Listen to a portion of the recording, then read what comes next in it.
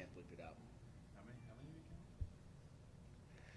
Hello, everybody. This is NorthJersey.com. Welcome to Super Football Conference Media Day at MetLife Stadium. My name is Darren Cooper, local sports columnist.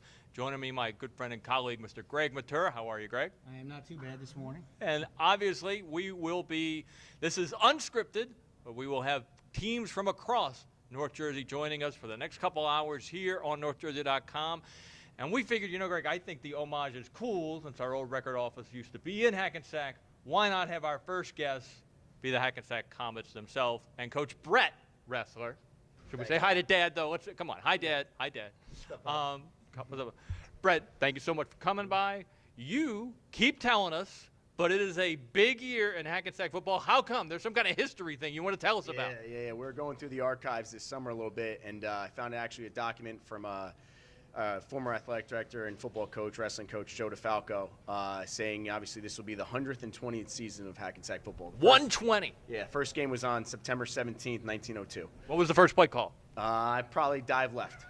Probably something like that. Yeah. Yes, I would think so. You think they ran the single wing or something? Probably, yeah. Football's come a long way. It is your second year. The obvious transition question. Do you feel better now, Brett? Are the guys a little bit more bought into the Brett Ressler plan? Listen, I've been around a couple of regime changes, in previous things. I've been around coaches my entire life. I'll be honest, second year is always the hardest, in my opinion, because you still have a culture of the past and a new culture settling in. But I will say the guys behind me and the guys in our locker room now, they're bought in, they understand it, they trust the process, and they're committed to being, fine examples on and off the field. We'll go right to the players now. Matt, I asked you, whoever wants to field this one first, how much easier, if that is the right word, is it to have a coach who's in his second season where you've gone through a season of how he does things? I mean, seeing how everything was done the first year, you kind of get a second look at it, so everything kind of falls into place. But it definitely gets a lot easier as the second year goes on. It's really good working with him our second season because we're getting more acclimated to everything going on, and we're getting used to communicating with each other more and working as one team with one heartbeat. That's really important to us as a team. Is there a specific example, like something? No, you take the. Is there a specific example, like a phraseology the coach used that was new, and now now when they call banjo, I'm just making it up, I know what that means. When he first came here, he made up the phrase "protect the H." Yep. And that's kind of our brand now. They were on our summer gear this year, and that's basically it. From a game standpoint, from calling the plays, and from a technical standpoint, from football offense defense side. Nothing really. Nothing that I could think Sure, of. no. That's a good answer. That's a good answer. All right. So, Brett, what have you learned about these guys this year? Well, one, it's definitely beneficial to have a full school year, right? Okay. Because I'm not just a football coach. I teach in the building, right? Phys ed teacher, health teacher. So I actually had a couple of these kids in class. So it's cool to always, see that cross-curricular effect where you see them on the field and then in the building throughout the day. And I'm sure they probably would agree, you can't really get away from our coaching staff. We have a number of guys in the building. We have a lot of alumni that have eyes around town. So I'm sure that even 120 years, there's a lot of people. There are. Grads in town. Exactly. So everyone's kind of asking how's the team going? And there's eyes on these kids when they don't realize it. So, as far as back to your question, it's just an enjoyable process right now, and we got to get back to work. That's just what we do at Hackensack. 120, no patch, no commemorative patch for the jerseys, no nothing. What about some throwback jerseys or something, guys? Come on. What about just wait until September 2nd. We'll unveil the new jerseys then. True? We have new jerseys coming. So, cool. Brett, you're one of at least a dozen coaches in North Jersey who went to the school you're coaching, your alma mater. Mm-hmm. What kind of added responsibility, if any, is there to coming back and coaching at your school? I think it's very simple. It just means that much more. You always want to leave a place better than you found it, and not to say Hackensack was in a bad place, but that's just kind of the homage. You want to make sure you're investing a lot more time and energy into it than probably the normal coach from out of district or out of town would be. And again, our coaching staff, we have 11 coaches, and 9 of them are Hackensack graduates. So there's a lot that we breathe and live Hackensack football in our coach's office. Hey, Brett, it was great Yep. great talking to you guys. I can't wait to see these jerseys now. But really, no commemorative patch or anything? You're going to have to wait and see. All right, guys, this has been Hackensack Football. We're at Super Football Conference Media Day. This is NorthJersey.com.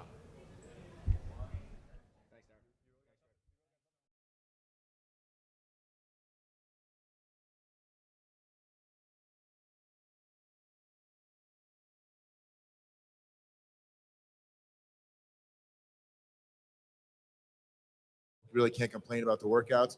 I think the biggest thing that last year so you mentioned about with COVID and all the restrictions, and we were shut down last year for a week because of COVID, missed a scrimmage.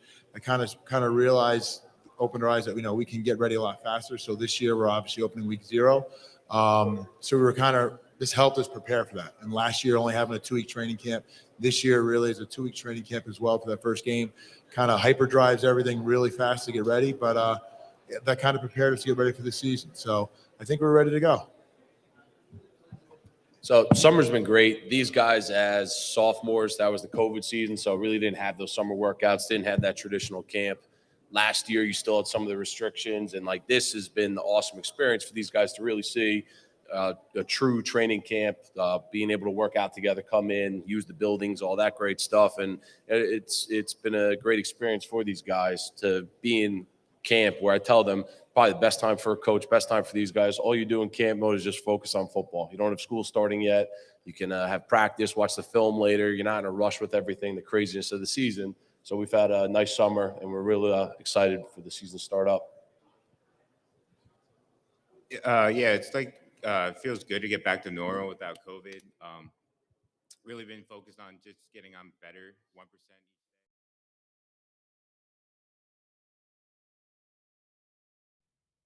Welcome back to Super Football Conference Media Day. I am Darren Cooper. We're at MetLife Stadium.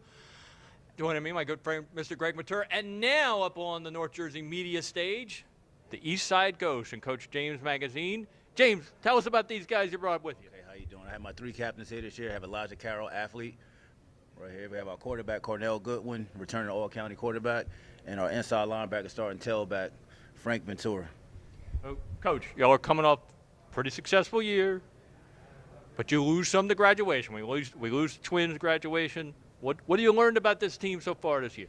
I think we're a deeper team. I think we're going to be a better team. We had a lot of kind of star-studded players last year, about 3 or 4 who were really, really lower D1 players, but I think we're going to be better as a whole. We have a lot of depth this year.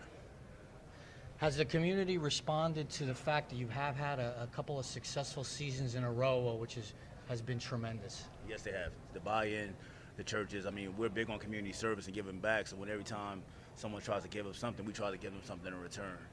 Where we come from is not the easiest place to grow up in, but these young men, they do great. We have 2 young men who are in National Honor Society, so we're trending in the right direction. All right. How much joy do you take out of being an East Side football player these days? It's fun, being able to connect with our community, being able to, just go around and the young guys know who you are because you play for East Side, It's just fun, All right. Tough question. I can ask tough question. What do y'all got to do to take the next step? We just got to work hard in the weight room, do your schoolwork, watch film, study our opponents, and just come to practice, bring the intensity every day. Are they working hard in the weight room? Absolutely, have no choice. How was participation? Seriously, over the summer? About one point we're up to 70. Right now we're about 55, 60 kids. Which usually when we go when school opens up, we open up actually before schools open up, we get about 10 to 12 kids out every year. So we should be okay. To the kids, and that is, how does it feel as you're going around the town in the off season or during the season saying, we went 8-4 last year. That's a lot of wins, the most we've had at the program in a long, long time. Has that been easier for you to maybe recruit other kids to come and join the program? That just all comes with our leaders on the team, getting everybody to buy into the program and getting instilled in their head what we're trying to do here at Eastside Football. All right, put Mr. Goodwin in. Come on, put Mr. Goodwin. Come on. Let's get this. All right, we all know who the star is. We don't know. If you don't know, one of the best players in North Jersey, Mr. Goodwin, how did you get started playing football? I mean, I started as young though. I just bought it then. Everything just came with it. What's your favorite thing about playing football? I mean, my favorite thing is like, it's a ticket. Just I understand. What? Don't be shy. Who's made offers? Who we talked to? I mean, I ain't talked to nobody yet. I talked to coaches. I ain't just got no offers yet. Talked to multiple coaches though. But we want to play. We want to play big time next, right? Of course. Yeah. What do you think you bring to the field? What's good about you? I bring everything. Bring like once I bring energy. Once I bring Give me the scout report. Give me the scout report. I know what he was trying to say. You know, we bring intensity to our team. We have fun. We make sure guys buy in, and we bring in the pain to every team we play every week. All right. We got a new thing now. Do you take the leadership role? You know, is that important to you? That's very important, but I just still gotta perform. You gotta do it. So are you a talkative leader, James? No. All right. So we put him on the spot a little bit. Oh, all right. He does all the talking. We sit here every year, and guess what? They want to win a state championship, right, Greg? They want to win a state championship. Do you have what it takes to do it? Of course. You have what it takes to do it? Most definitely. We had, like you said, we got depth this year, and we're going for that ring. Come on. Man, we got what it takes. I'm trying to win this ring. Just win it. Win it for my last year. I understand. But we're not going to sugarcoat any question. You know, all right. Mr. Patur, you good?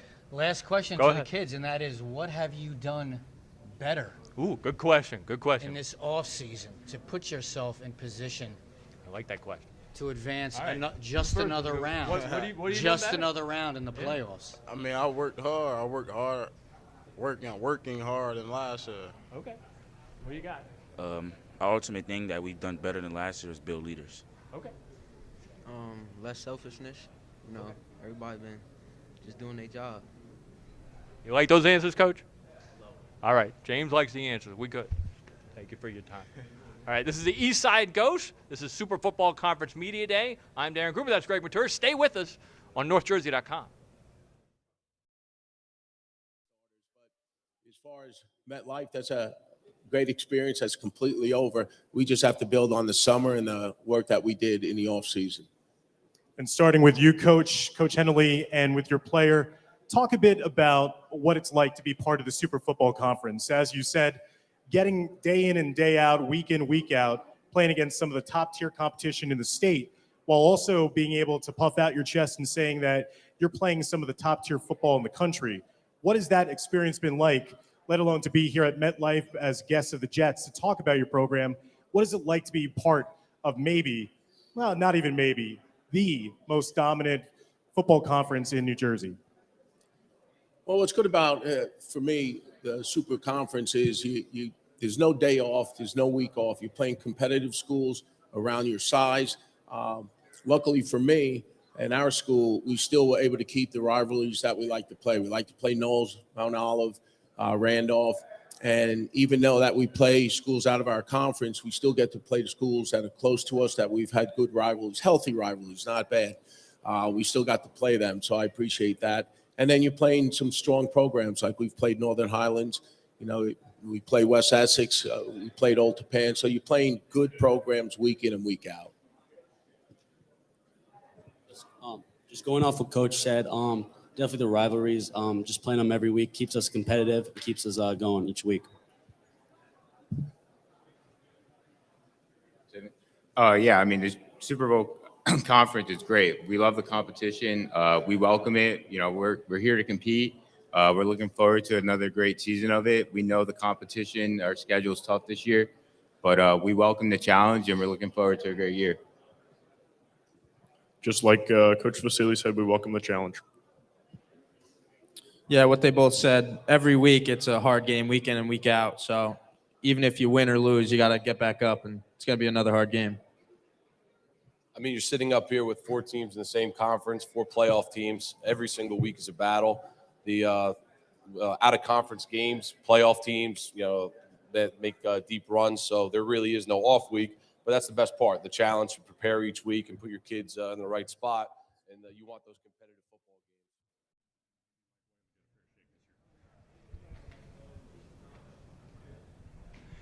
Welcome back to Super Football Conference Media Day on NorthJersey.com. I'm Darren Cooper, joined now my friend and colleague, Mr. Tartaglia. Greg, how you doing today? Good, Darren. It's great to be here again. You know, it's nice to see all the Jet logos around too, between you and me. But talking to these players is always fun, and you get to know them a little better. You know, the fun thing too is this is like a professional grade event for high school kids, and we're with you here till around 12 here on NorthJersey.com. Joining us now, the new coach of the Dumont Huskies, Mr. Mike Farrington, and a couple of his players. Mike, tell us who you brought with you. Well, right here to my right, I got Jackson Lockhart, senior. I got Mike Cabetti, senior, and I got Anthony Picnic, senior as well. All right, tell me about these guys. Oh, well, these guys are our heart and soul of the team. We got 4-year players here. So we got guys that came here 4 years ago, stuck with it from freshman year all the way through senior year. All right, Mr. Jackson, new coach, but not really. So what's it like having Mike around? So I've known Coach Farrington since I was in middle school. He was a teacher in the district. You always knew him. He's been our coach. He worked at the line. It's just great. He's always been very about players and how we feel about things. He asked us our opinion. How do we think he's doing? How do we think we're doing? It's been very. All right, how do you think he's doing? I mean, I think he's doing a great job. All right, go away, Mike. Go away. All right, how's he really doing? I mean, it's great. It feels like everybody's involved in making the program better. It's not just like a him telling us what to do. It's an us. It's everything is we together. I do have another question for Jackson, but I'd like to ask the other two fellows first. Moving up out of the Ivy Division this year, and that's been a place where you can experience some success, and that's the whole point of it. You get the program kind of back on its wheels. Is this team ready to make that leap and take the next step? Absolutely. I think the best thing for us is that we have a lot to prove and nothing to lose. We're coming up to prove ourselves, and everybody's gonna have to come against us, and we have nothing to lose. So that makes us a more scary team to play against. Mike, your thoughts? Same with Mike. That's what I'm going for. We have nothing to lose this year. We're going out there to play. We're having fun too with it. It's going to be a great season this year, I think. What do you want to ask Jackson? You may recognize Jackson from his Charlie McGill sketch. You were in Athlete of the Week last year. When I talked to you for that story, you mentioned you were related to someone named Spider Lockhart? He used to play around here. You know that, right? He did, yes. He used to play at Giant Stadium. He's got a mural up in one of these boxes somewhere. But it's been something my whole life. I always loved football, and I feel like I got a part of that from him. I feel like his legacy I carried on in a way, and I'm just trying my best, live up to a name that I've always had. All right, Mike, I'll ask you the preseason. Are we healthy? First thing, are we healthy? Oh, yes, we are. What have we learned about our guys in August and July? Well, we learned to see what carried over from last year, see what we have to install and touch basics, but it's also getting the new guys involved too. We have a lot of people that came out. We have record numbers this year. We had about 55 at the start of camp. We're down to 51, so ordering helmets, knee pads, which everyone's doing, and issues, but we figured it out, and it's always a great problem to have. All right, guys, before our first interview today on North Jersey was Hackensack. We were talking about 120 years of Hackensack football. But Dumont's been playing football probably for a long time too. 1914. 1914. That's our historian. I got you. Our historian right here. Guys, do you take? Somebody answer the question. Do you take pride in knowing, man, they've been playing football here right there for 100 years? I mean, that's a long line. It's a lot of stuff to look up to, but also a chance to be something special. 2022 team did this, right, Jackson? Yeah, so I mean, for a long time, Dumont's been playing football, and it's great to be able to leave our mark. This is our senior year. This is what we want to do. We want to win. We want to show everybody that, Dumont's been doing this for a long time, but this team is different. This team is better than teams we've had in the past. This team's going to be a team people look back on as they accomplished it. They had goals, they came in, they achieved them, and did something Dumont hasn't done in a long time. It's really an honor to play in the Thanksgiving game too. Everybody around a community comes together for one big game. It's just it's fun to play in Dumont, and it's you can love the game playing here because everybody roots for you. Everybody comes together as one big community and plays for you. All right, what's the best thing about being a Dumont Husky? The best thing about being a Dumont Husky. Is it the free pizza? I mean, what? I mean, we do got a lot of pizza places around town, yes, so that's one of the good places. But I would say probably Talent Connections. That's probably the best. If you're coming there, Talent Connections for the game, always. Get an Italian hero, best thing out there. All right, we could use a sponsor, never. Mike, back to you. Last thing for me. What's the key to being successful? What do y'all have to do to really do what these guys have? I mean, everybody's here. They're all saying the same thing. Yeah. We want to win. But for Dumont to do it, what's got to go right? What's got to happen? Well, we talk about this every day, right? We talk about PACT, right? Pride, accountability, commitment, and trust. And one thing I always try to touch on is commitment. Yeah. Showing up, being the same guy every day, knowing what I'm getting out of you from practice. So once I know you're coming and being the same guy every day, you're ready to put in the work, then we could work on our mental mistakes and stuff like that. Once we take care of ourselves and we do what we need to do, I think we're going to be good. And one more for Coach. If we could just kind of suspend the whole one game at a time. We know. The next one's the most important, but are you going to be ready for Dumont Tenafly? I think it's going to be your first experience with it. So. Yeah, of course. Listen, I've been playing Thanksgiving Day games since I was in Cliffside Park. We used to play Fort Lee back in the day, so I was never on time for dinner. I'm used to it, and we'll be ready to go for that game. All right, that's right. The Dumont Tenafly game. How many years now, Mr. Protag? 93. We're past 100. We're close to 100, but they haven't played all 100 consecutive games. Whatever. It is truly one of North Jersey's unique football traditions. We are starting a new North Jersey football tradition here at Super Football Conference Media Day. I'm Darren Cooper. That's Greg Tartaglia. This is NorthJersey.com. We'll be right back.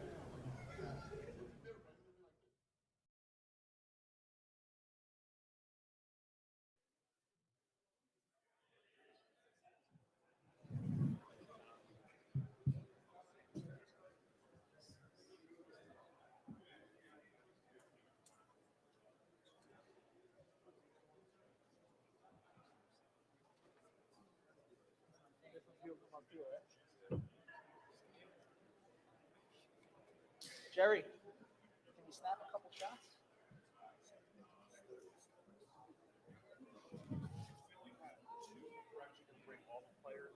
Okay, so let's do this. You guys can slide down. We're going to bring all the players up because we only have the two. So right there, you guys can fill in. The coach will put you here. You guys walk down. Not less than this.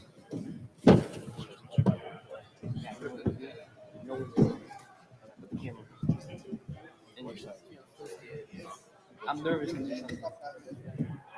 Before we get underway with this next panel, just a reminder to everyone out in the assembled area that at 11, all of the players are to report to this main stage area where they're going to have the sportsmanship meeting. And then all of the coaches are going to go up to the 6th floor where they're going to have their coaches meeting. So that's going to be coming up at 11. Again, all the players are going to be assembled in this main stage area in stage A. And then all the coaches are going to go upstairs at 11 at that same time to the 6th floor. All right, good morning, everybody, and welcome here to MetLife Stadium for part of the Welcome back to Super Football Conference Media Day here at MetLife Stadium. I'm Darren Cooper, again joined by Greg Tartaglia here on NorthJersey.com. And Greg, we had to do these guys solid because they hosted our sports awards for us, Passaic Tech, right? Well, yeah, last time we did the broadcast, we were at Passaic Tech. It's about coming full circle. Yeah. We ended the last school year in your fine auditorium. It was very nice. It was. We're happy to have you here for our first day. How are you enjoying being here at Media Day? It's become an annual event, so, how you like it? What do you think of this thing? It's impressive. This many schools, it's obviously biggest league in the country, so it can be overwhelming if you don't take a deep breath, but it's exciting to be at MetLife, and they're doing this for us. So, Matt, tell us about the guys you brought with it. Eric Jackson, Michael Kritzis, and Jameer Rogers, all 3-year starters for us. Safety, wide receiver, and obviously offensive line. He's not a running back there? We think about giving the ball on the goal line once in a while. All right, go right away. You want the ball on the goal line? Why not? It's worked for guys here. I think Sheldon Richardson a couple years ago, they did it. So Is that true? Yes, he scored 2 touchdowns, 2013. Matt, with you guys every year, there are big expectations. What have you learned about your team? What do you see as this team's potential? Every year, it's high school's funny because there's such big differences. Colleges, they have a feel for how they're going to reload. High school's a little different. These guys were forced through the pandemic to play a lot. We had when they were sophomores, we had a really thin senior class, so they were able to play, but they didn't get to practice a lot that year. So it was a year of play more than practice. Last year they practiced more, and you could see the development in all 3 of them. I think that with the challenge of the schedules, we have a very competitive but physical schedule. Hey, listen, hold on. You tell me when the schedule is going to be easy one year. All right, never. You tell me when it's going to be easy. No, It never is, right? I think the physical part is the part that people don't understand. Is that you play good teams all the time, but look at I always try to compare like the the Big Ten East. When's the last time one of those teams has really been able to go undefeated? And even Ohio State being as great as they've been, or Penn State, those physical battles every week, they've been they've been wearing on the team. So I kind of look at the way our schedule is like that this year, very physical. So for the players, actually, I would like to start with Eric. You were the quote spokesperson when they did the panel over there.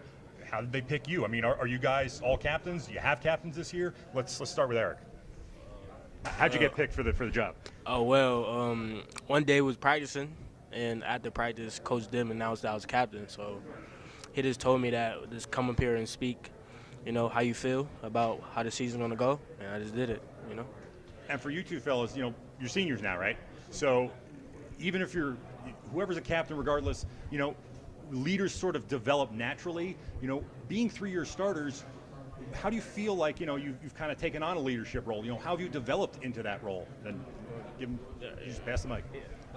Michael first. I feel like just having that experience on the field is helps a lot more, help develop the younger kids under me. So when I leave, they have the knowledge that I had, and it just keeps. And Jameer? Just like what Mike said, helping the younger class out. Because when we leave, they're going to be the next ones coming up. So we want them to be better than us when we leave.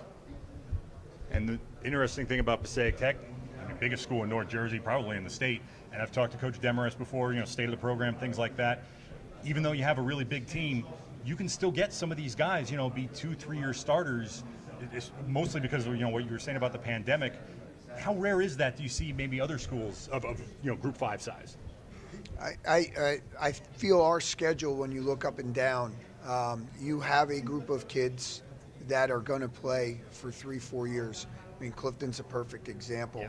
That team they had last year grew through. Take a look at his panel that he had, the guys that were there. He had a sophomore, a junior, and a senior. Mm-hmm. We all have young guys that have the ability. It's Group 5 football, so you're still going to have great talent. I think it's more prevalent than people would think. All right, I got one for Jameer. Come here, big. Coaches talked about physicality already. The Dye twins are not here, but we know how good the Dye twins are. They were 100-yard walk. We had a blast doing They're good, right? Yeah, they're good. They're good players. You got skill players. Up front, right? It's going to come down up front, isn't it, Matt? And so, you ready up front? I'm always ready. I think the boys, the 5 this year, are going to be very ready. I think we're going to be better than last year. It's true, though, right? It's going to come down to your play up front, right? Oh, absolutely. It's no secret. You bring this guy here. He's a physical presence. We have, 3 guys back that played a lot last year on the offensive line, and half of our defensive line is back. Plus, we have some young guys. But like anything, up front, and he's a great leader for us. So we're lucky to have him. All right. You good? This is good, yeah. This is excellent to see everybody here. And, I sat in for your little Liberty Blue division this year, right? I think so. Everybody in the neighborhood. Just got to win. Passaic Tech, Clifton, Eastside, Kennedy, Passaic. They're kind of all back together again, so it should be a fun season for that division. Absolutely. It was great spending time with you, Matt. Thank you, guys. Thank you so much, Appreciate guys. it. That's Passaic County Tech. This is Super Football Conference Media Day. I'm Darren Cooper. Stay with us on NorthJersey.com.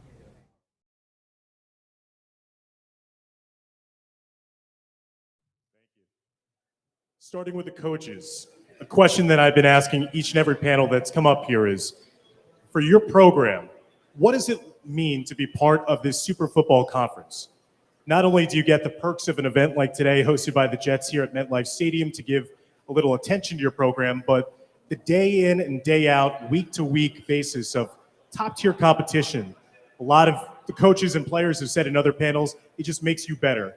Do you guys feel the same way? And what does this mean to North Bergen and to Bayonne that you're part of such an esteemed body of football here in New Jersey? And we'll start with Coach Gallo with North Bergen. So we love the opportunity to be in the Super Conference. And the word that always comes to mind when talking about the Super Conference is competitiveness. Previously, before the Super Conference, schedules might not be as competitive. And you don't get the opportunity being another word that comes to mind with the Super Conference. You don't get the opportunity to compete against the type of teams we can now compete in with the Super Conference. So competitiveness and opportunity are things that come to mind right away when you're talking about the Super Conference, and we're excited to be a part of it, and we look forward to being in it going forward for as long as possible, and look forward to the competition above all things. I second that. The Super Football Conference, like you said, gives us a unique opportunity to compete against a high-level opponent week in and week out. When we look at our schedule, it's not any time, during the course of this season where we can look back and say, hey, that week we can take a week off or we can rest some guys. That doesn't exist.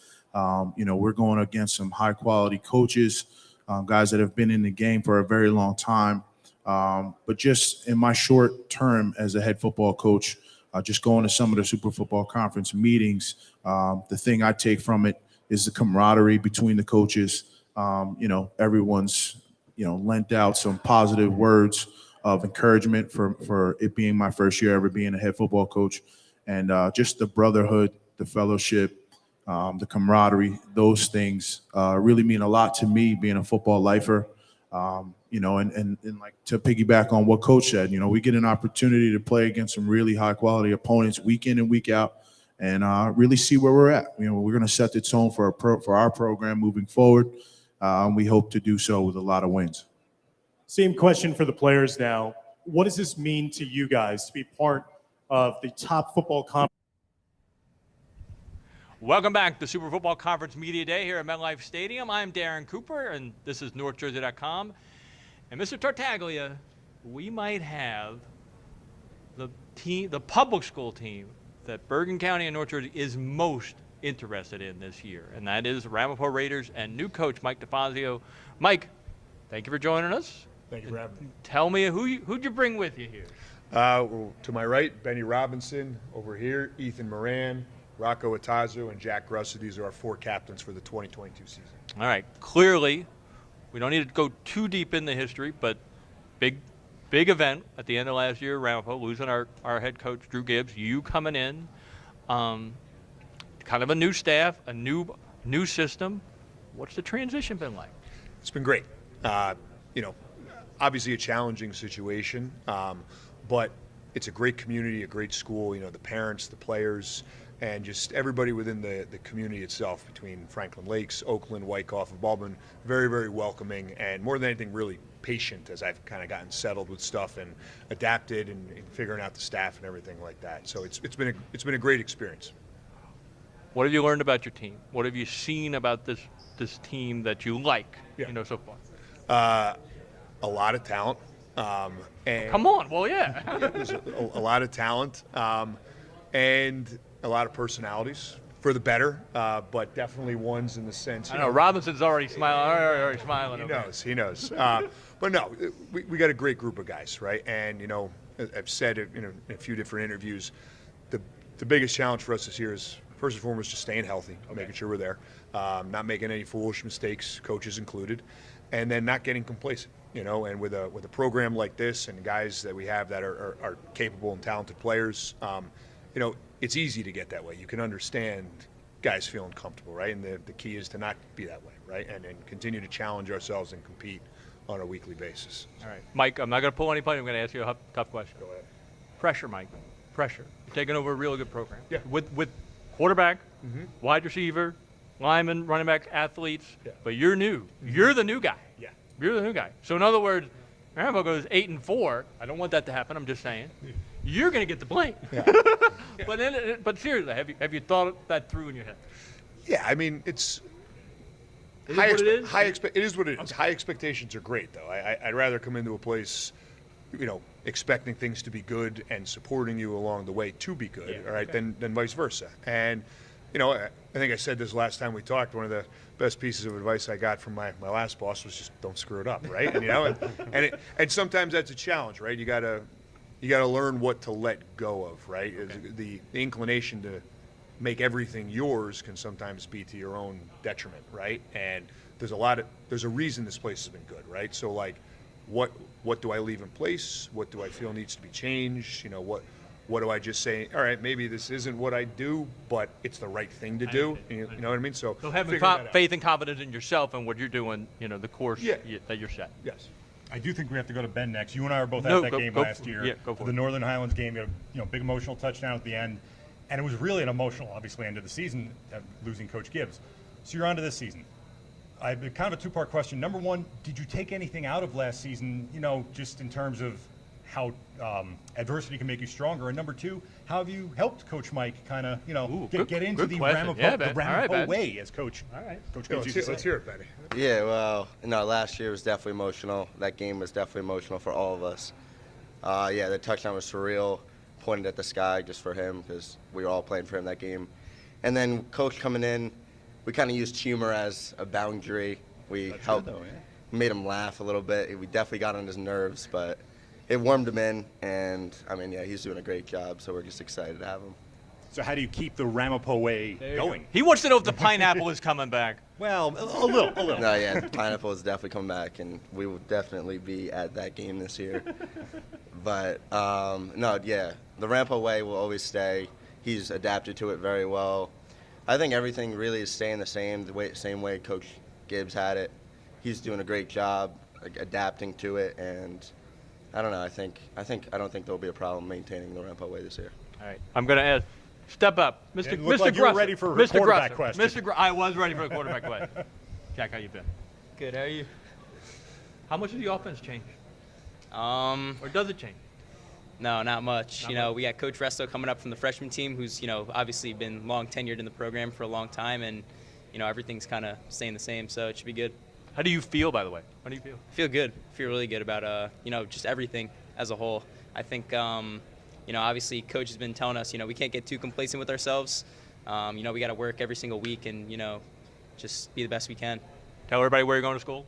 Harvard University. Is that a good school? I mean, I don't get around much. Yeah, that's pretty decent. Yeah. How wide open was he in the scrimmage the other day? I heard Ben got behind the defense a little bit. Yeah. He touched the end zone 4 times, so quite a bit. It's got to be different, though, right, Jack? Mhm. It's gonna feel a little bit different. Yeah. Right? It's definitely different. There's different vibes, different things going on, but as long as we do what we do and stay the same, to our values and mottos, I think we should be okay. Anyway, come here, big man. That slogan sounds familiar, by the way, to do what we do. It does. In a way, it's almost like a brand new, as much as we all love Coach Gibbs. It's almost like you guys have now a chance to really make the program a different course, right? Yeah, definitely. So even though it's a totally new coaching staff and it's different culture, I feel like we've done a really good job of keeping that same old mentality that we had with Coach Gibbs and what we would do, and we implemented it with our new coaching staff, with our new team, and I think we've done a good job with that. And it's still, even though it's different, it still feels the same. All right, Jack, I want you to take the microphone. I want you to ask Ben a question. All right, Ben. Well, media day. You guys are supposed to be practicing with the media, right? I got it. Exactly. They got to talk yeah, too. Ben, what are you most excited about this year for our team, and what do you want to do this year?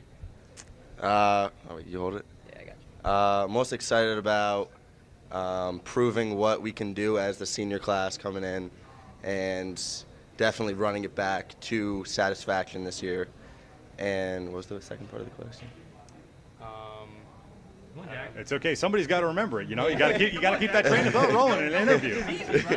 You do a good job at it. You make it look like a pro. What do you want to do this year? Well, that is an obvious answer for me, and definitely for the guys I'm here with today.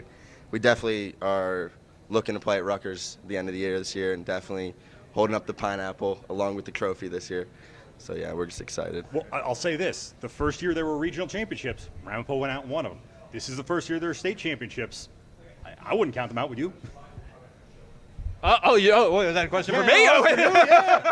They know they're not counting themselves out. Yeah, I will. Listen, 20. We haven't talked to him back there. Swat. This whole system of the states changed. Okay. Now listen, we're NorthJersey.com. We want North Jersey to win. Absolutely. Okay. It's final. It is finally on South Jersey. It is North Jersey versus South Jersey. All right. Who plays better football, North Jersey or South Jersey? North Jersey, absolutely. Why do you say that with such belief, conviction? Just a fact. But in all honesty, during COVID year, remember we played, was it Willingboro? Willingboro, Yeah, yeah. Willingboro. That's our first game this year. Yeah. So we'll see. We will see. First game, yeah. We will see. 2 weeks. So, all right, we're ready? We're good, yeah. We're good? One more for Jack. I hear DePaul's got this quarterback. You know anything about him? Yeah, I know like a little bit about him actually. Is he any good? Yeah, he's good. Yeah. Yeah. What's his name? Pat Gresser, my brother. Is he faster than you? Nah. Can he sling it? Definitely could sling it. Yeah. Would y'all love to play one of these times? Wouldn't that be fun? That would be fun. Yeah. That would be really fun. All right, Jack. Thank you so much. Yeah. Guys, thank you so much. Ellis, thank you. Guys, this is Super Football Conference Media Day. This has been Ramapo. I'm Darren Cooper. That's Greg Tartaglia, and this is NorthJersey.com.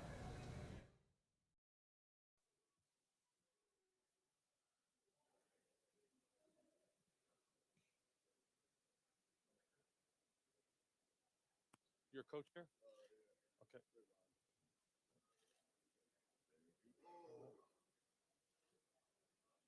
Guys, you can. Are we over here? Yeah, you're right there.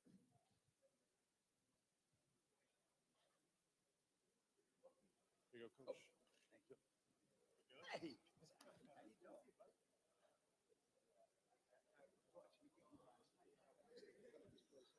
Looking for Don Bosco, St. Joe's, and St. Peter's to the front stage.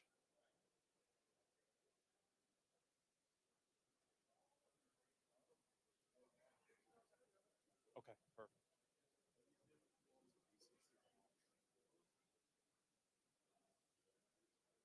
And then which player are you bringing up? Oh, champ. All right. Just write his name and number in there.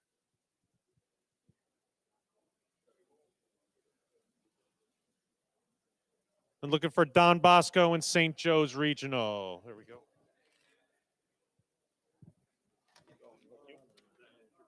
Yeah, he's coming up. Okay, perfect. Perfect. What's up, Q?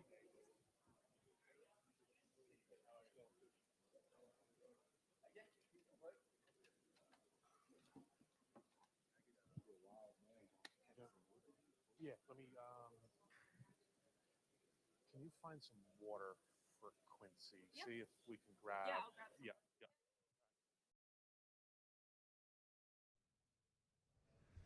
Welcome back. Super Football Conference Media Day, live and in charge. I'm Darren Cooper here at MetLife Stadium. We go from Ramapo. It is only natural that we go from Ramapo, Greg. You take that turn on Breakneck Road, you go right up the hill, and here we have Wayne Hills. And joining us, Coach Demikoff and a couple of Patriots. He's got, Wayne, tell us who you brought with you. Mike Fernicola, Tyler Demikoff, Tayshem. Tyler, name sounds familiar. Yeah, one of the Tyler Demikoff. Y'all related? A little bit, yes. A little bit. All right. Well, then we will start with you, Mr. Tyler. And the obvious question, I'm sure you've never been asked this before. What's it like to play for a coach? Be the coach's son? You know, it's great. I mean, I have a father figure and a coach all in one, which is fun. I mean, the coaching doesn't stop on the field. I mean, go home and the coaching also continues. So it's football 24/7 for me. When did you start playing football? And did you have to? Or, you know? No. Football has always been an interest for me. So yeah, I started playing in 6th grade, and then it just carried over freshman year, and now going into senior year, still playing. So. All right. What have you seen from your guys so far this year? Tell me about the Patriots. Give me the scouting report. Definitely think we're going to be good this year, for sure. We've been really getting at it this camp this season, and I think we're going to be good. I really do. Wayne, how is this camp compared to maybe the last couple of years? Listen, I think the kids are working hard. I mean, we got some experienced guys coming back this year, which always helps. And look, we have some kids that are leaders, right? I mean, this group has been tight. A lot of them played last year, and they're looking to improve from what we did last year. So the leadership has been good to this point. Hold on, I just asked this kid what it's like playing for you. What's it like having him? Listen, it's having your son play for you. It's great that separation has to be there though, because there's times you want to watch what he's doing as a dad, but you gotta evaluate him and get on him as a coach, and it's been fun so far. Does he ever yell at you? Oh yeah, a lot. Greg, remember, wasn't there a Wayne Hills coach and his sons played too? Were they any? What was that guy's name? I think one of them might even been on the Super Bowl this year. I can't remember. It started with an O. Started with an O. Yeah. So one big thing that's coming up at the very beginning for Wayne Hills, actually when I talked to Coach Demikoff last year, it was, okay, they've played in 7 different states. Number 8's coming up this year, okay? So what's the challenge going to be this year? You've told me before, the trips are a great bonding experience and everything, and I'd love to hear from the players too, but how do you approach it, getting ready to go to a new state where you haven't been before, and what do you expect to see from their brand of football in Tennessee this year? There you go. So, look, there's a lot of stuff that goes into it behind the scenes. We're fortunate at Wayne Hills. We have a lot of parents. Our booster club does a phenomenal job just helping with the logistics of it, which you can imagine is a lot. And then once we get, to the game, it's getting film and getting down there and making sure the kids have a good experience, but still are able to focus on what we're there to do, and that's play a game. I mean, going out of state, we're one of the only public school teams in New Jersey that go out of state, so it means a lot to us. It's a big opportunity for us to prove ourselves at the start of our season. So, Tyler, I'm sure you came with Dad. I went to South Carolina at least once. It's always fun to walk into a new stadium and see a totally different brand of football, isn't it? Like these guys do this, or even sometimes the band plays or the scoreboard is different. Holy smoke! So, what was your favorite trip? Come on, what's been your favorite trip? Dad's smiling. So, was there one? I favor last year's trip definitely. Oh, really? Walking into the Chiefs Stadium was just unbelievable. That was Missouri, right? Yeah, we got a tour of Kansas City Chiefs Stadium. We took a picture outside the Royals Stadium. And so a different tradition that they have out there, they do a barbecue after the JV game. Sure. So we had some barbecue with them. It was phenomenal. Listen, I remember when we went to South Carolina, they had an ice cream stand on the sideline. They had, a guy was selling ice cream on the side. That blew me away when we did that.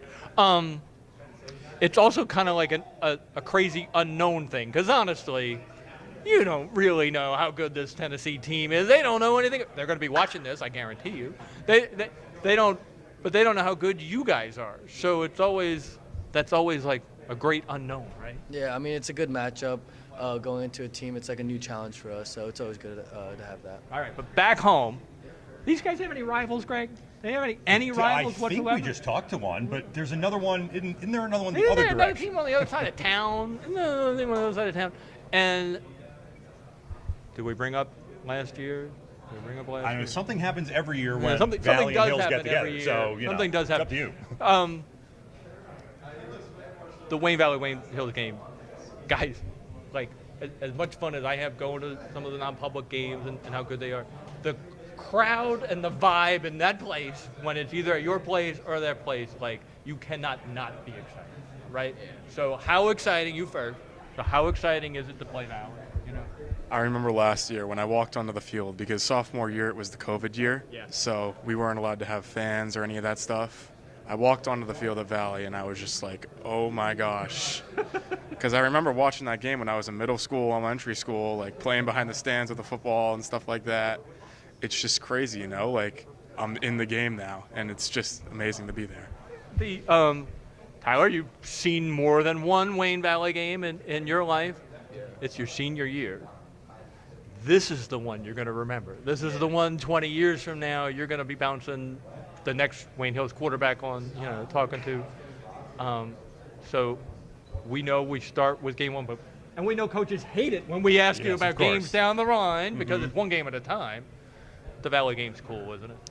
Oh, yeah, it's just a great atmosphere. I mean, like you said, thousands of people come out to watch the game.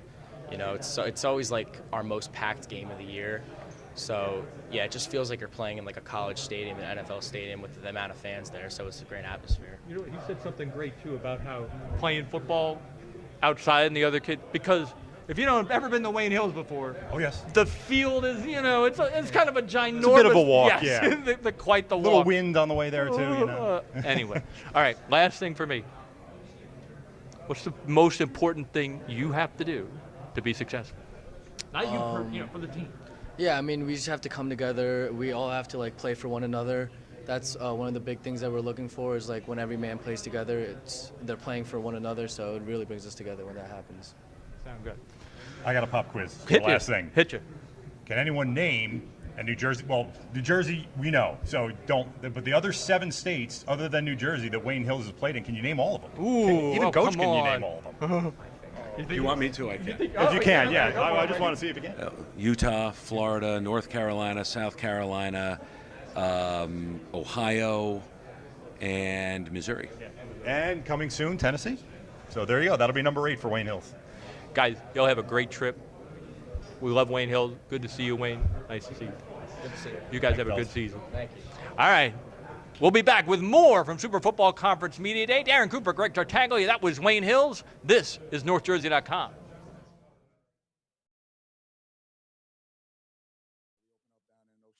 Showcase. We'll play at Rutgers, and then we'll play here in the Zone 6 showcase as well. So 3 really cool venues that we're looking forward to kind of having unique experiences at as well. Yeah, I think it's a huge part of really the big picture, what goes into, what makes this league great, what makes high school football in New Jersey great. And I know all these schools here today in our league have great student bodies who love going to the home games and represent tremendously. So it's a big part of it for the kids. The kids feed off of it. And it definitely, I think it's something that, we all can't take it for granted and really learn to appreciate having that atmosphere. So definitely looking forward to continuing to get back to where it was and even bigger, hopefully. I think it shows how special our sport is. It's an inclusive sport. We get family, friends, alumni, people from the neighborhood around. Tremendous gathering for a great cause. There's not 4,000 or 5,000 people that are gonna go watch a chemistry experiment, but they're gonna come together for a football game, and I think it's special for the players, the families, and all the fans. The player experience, Luke, what is that like for you guys playing in Montvale in front of a jam-packed place on a Saturday, smelling the sausage and peppers? What is that like game day for St. Joe's? I mean, there's nothing like it, playing in front of the St. Joe's community. That's what you live for. And I'm just so happy we have that back with us again. And there's just nothing better than that. That's what we live for, moments like that. Speaking on MetLife, it was definitely different. It's a special place to play in there, especially in front of your hometown, from your friends and family. It was just very special. We definitely all, especially Bergen Catholic, want to play in front of that again.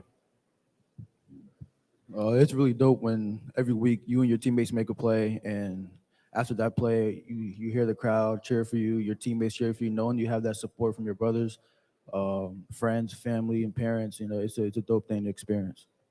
Yeah, I think the student body's huge, and without them, we wouldn't play as well. And I mean, they fuel us, we fuel them, and it goes both ways. And they're great for us, we're great for them, and we want to win for them, and they want to win for us. It's just how it goes. We always have a great atmosphere between players, fans, and especially coaches. And it's just all that energy has never been a problem for us. It's been a great thing we always have, and it really is to play in. Starting on the far side with Coach Fitzgerald and working our way down. Constant question I've been asking of all the different panels is, what is it like for your program to be part of this collective, this Super Football Conference, for your players, for you individually? What is this like to be assembled with, certainly just on this panel, some of the best and the brightest in not only New Jersey football, but national rankings? What does that mean for Seton Hall Prep? And then obviously working our way down with the coaches, and we'll come back again with the players. What is this like to be part of the Super Football Conference, including being here as a host of the Jets on Media Day? It's a tremendous opportunity. It's a tremendous experience for everybody involved in our institution. We pride ourselves, I think we all do, academically. It's the first thing we talk about to our guys. You want to be the best academically. We don't take our foot off the gas when it comes to football. So if you want to be good at one thing, we try to be good at everything. And, the teams that we play.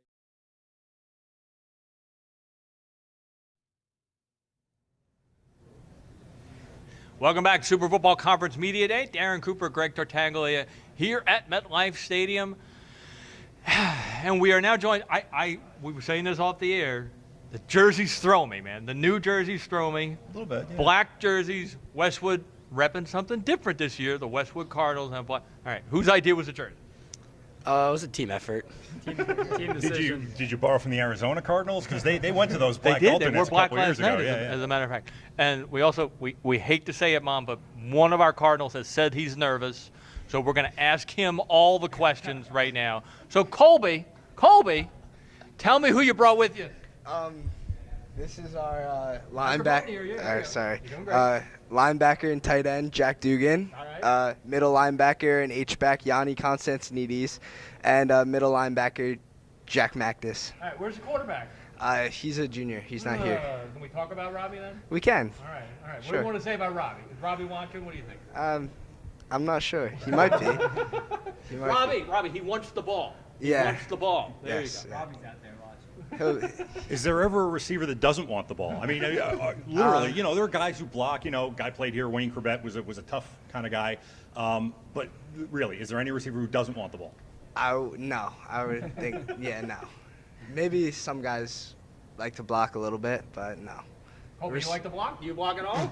Not really. I like getting the ball. This isn't wing T we're talking about here. Yeah. Yeah. Colby, come on, keep going. It's media day. All right. You be the guy. Well, I'll ask you fellas, have you been up to the podium yet? Yes. You have. So who was your designated speaker? Because I think you're only allowed to have one. All right, so Jack was the all guy. went up, though. Oh, you did? Okay. I got the little plaque though. Oh, you got Oh, okay. There you go. Okay. All right, so then you're the right person to ask. Westwood, always a perennial contender. The last couple of years, I don't want to say we haven't heard from you, but it hasn't been like the teams we've seen in the past. What's this team doing to get back to that elite level? This year we have a lot of returning starters. So we have, I think it's like 10 kids returning starters. Does that make a real difference? Yeah, we have a lot of Colby, does it make a real difference? varsity experience. So everybody knows what to expect. We don't have a lot of kids coming up from JV. Everybody's used to the varsity speed, and we brought in 2 new coaches this year, both wide receiver and D-back coaches. So they bring a lot of energy to practices. They're looking like they're making our D-back core they're toughening them up. They're getting them fast. Are they names we might recognize? The new coaches? Yeah, we know Coach Hard. He's around here, but who are the new assistants? We have Derek Nelson. He's young. He's like 26, so I don't think you'd recognize him. But Lessler, He went to I don't know his first name. In all seriousness, Greg and I interview coaches all the time, and they talk about experience. But it's great to ask the players, how does the experience really translate into success? Experience, well, we've all been playing from our sophomore years, so we've had that, varsity experience, and it's no different. Our sophomore year, we really didn't have a crowd kind of, so we didn't get that varsity experience. And so our first game, our junior years, it was it was amazing, having a full stadium or a full crowd. It was good, but we're used to that now, so I think we're ready, and yeah. And we got a guy who's got a prop. I mean, this is clearly a prop, right? I mean, football players don't do this. I wish I could say that. I wish I could say it's a prop. Had a scrimmage 2 days ago. Awkward landing. Fractured humerus. Gonna see a specialist later this week. Hoping it's nothing serious. Could be back on the field playing football again. That's the goal. You ever been hurt playing football before? Oh, when I was younger, yeah. Yeah. Been me again this year though. Did you know it when it happened? No. When it happened at the moment, I thought it was just, a small injury. I was icing it up. Told the athletic trainer, and it was nothing serious. Then later in the day, wasn't feeling good at all. Ended up going to the ER. Turned out to be a lot worse than I thought it was. All right.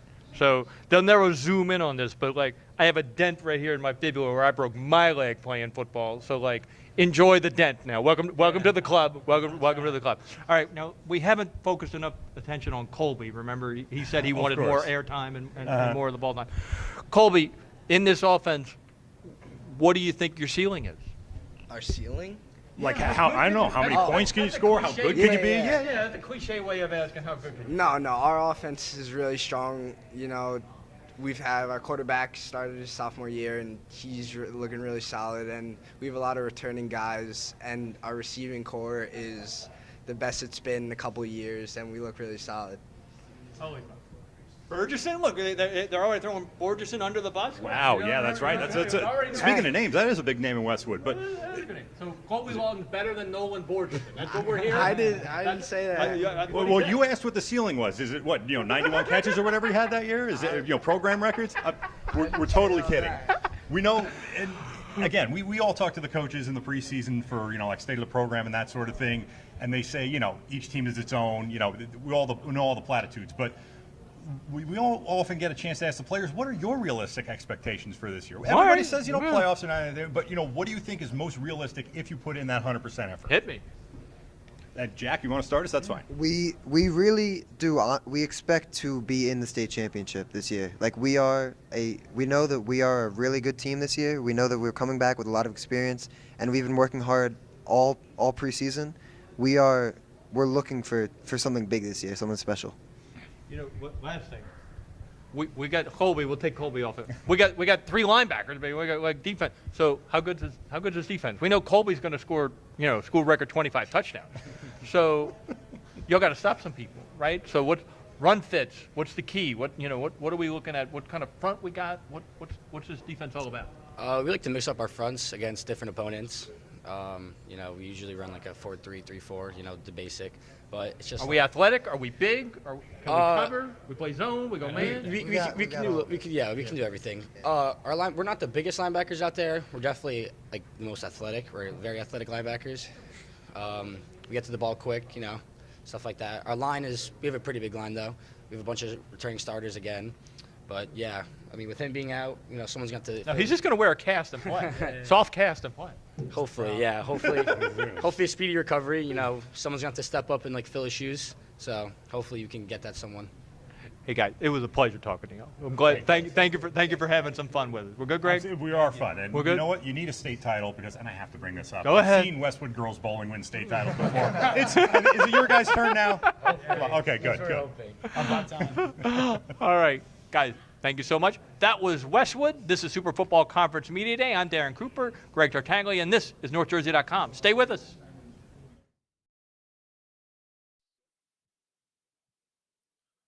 All right, we'll get started in about 5 minutes here.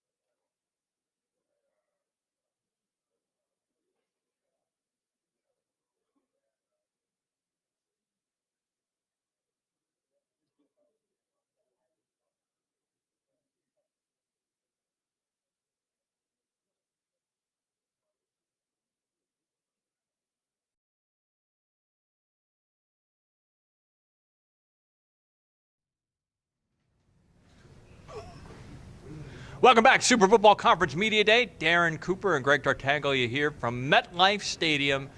And joining us now, a couple of Mustangs, Clifton High School. All right, Joe, introduce your guys with us. What's up, guys? I'm Joe. Today we got Tremaine Lawson, defensive end, offensive tackle, and Romello Tables, our starting quarterback. That was probably the best intro of the players, but you forgot you, Joe Abel. That's Joe Abel. What is tight end, defensive end? Tight end and actually middle linebacker this year. Okay. Good. All right, and he might be on the All-State team. Just saying. We had our vote the other day. Mr. Abel might be on the preseason All-State team. We'll have to see. All right. There's only one question you got to ask a Clifton football player. Well, that's only that's only because they ended last season against the same team they're going to open the season against. But I'm going to give Joe the microphone, and I'm going to say to Joe, what happened on the last play of the game? Against East Orange, by the way, for those who are just tuning in. A lot of people know. Very controversial call. Quarterback sneak, halfway in the end zone. Where were you, Joe, by the way? Were you on the It was actually a formation we like to call big right. I was lined up to the right, tight end right. A lot of people don't know this. We were actually supposed to run power right, but quarterback just audibled its QB sneak last second. I never heard that before. Wow, okay. So, yeah, new perspective. So, yeah, quarterback just took it. Quarterback sneak. Unfortunately, they didn't think he was in. Right. Obviously, our whole sideline, our whole city, we thought he was in. Did you look over at any point, or were you just focused with your blocker? I did look over at one point. I was like, is he in? Is he in? And then I see East Orange in the other end zone, and I'm like, yeah, he's not in. But, yeah, we're just trying to get revenge September 1st, and hopefully it doesn't have to come down to another call. Is it kind of fitting that you open the new season against the same team? They did that on purpose. I'm sure they did, but, Doesn't really matter. That's the whole thing. Doesn't really matter to me. It's just another game. Obviously, Go ahead. you want the revenge, but it's just another game to me. Big T, where were you? I was actually chasing him down the field. Is that true? We took the ball, yeah. Didn't manage to get him, but we tried. Romello, tell us where you were. You're the new kid on the block. Where were you? Yeah, I was on the sideline. At first, my first instinct was to make sure we got the ball for field goal. Yeah. Because I thought we scored. Yeah. But then as I saw, I don't remember the number. He's just running down the field. I saw Tremaine chase him. I was like, okay, they're a little happy. We're gonna get the ball back. We're gonna kick the field goal. And then they said under review, and next thing I know, we're like, I don't even know. The game was over. The game is over. And I didn't really move. I was still in shock. I think we were on the 1 yard line, and I had to stand behind the ref. I was just in shock. I didn't move at all. It was heartbreaking on the sideline. You see the seniors their last game. Some of them retired, so the last game just ended just like that. And it was such a big moment last year, and we don't want to discredit East Orange though at all. East Orange is good. East Orange was good, and we could have played longer, and they could have won the game. And if even regardless of the play, they could have kept playing because East Orange could have scored. Correct. They could have played. The thing that always stood out to me about the play is the kid holding up the football, signifying that he had the ball, almost kind of like showing, look, I have it, and then kind of the realization coming to him, oh, the play's still going on. Like they didn't call a touchdown, they kept on running. All right, but new chapter, we will turn the page, and so is Clifton, and they're going to do it with this guy behind center. So, Joe, what's the scouting report on this young man? This offseason, me and Melo spent a lot of time together, countless hours just throwing sessions after throwing sessions, and honestly, it just boosts my confidence in him. I have all the confidence in the world that Melo is going to be a great quarterback for us. What kind of player is he? Can we run? He's very dual threat. He's got a very strong arm, and he's very fast. He can get out of that pocket.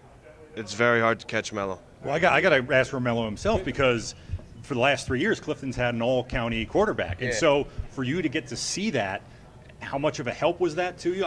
You were teammates, so I'm sure Mr. Vellis helped you out. But, what did you take away from seeing someone and what he did on the field? Well, the biggest thing I take from Kyle was just his composure under pressure in the biggest games of his life, So, I would take it back to, I think, our sectional game where we were down 19.5 when we had no points on the board. Against Eastside. He maintained his calmness and his composure and just uplifting the team whenever we can, and just his morale shifted the team morale, because if he was down, Soki, and didn't really put that effort in to come back, then we probably would have won that game. So it all started with the quarterback.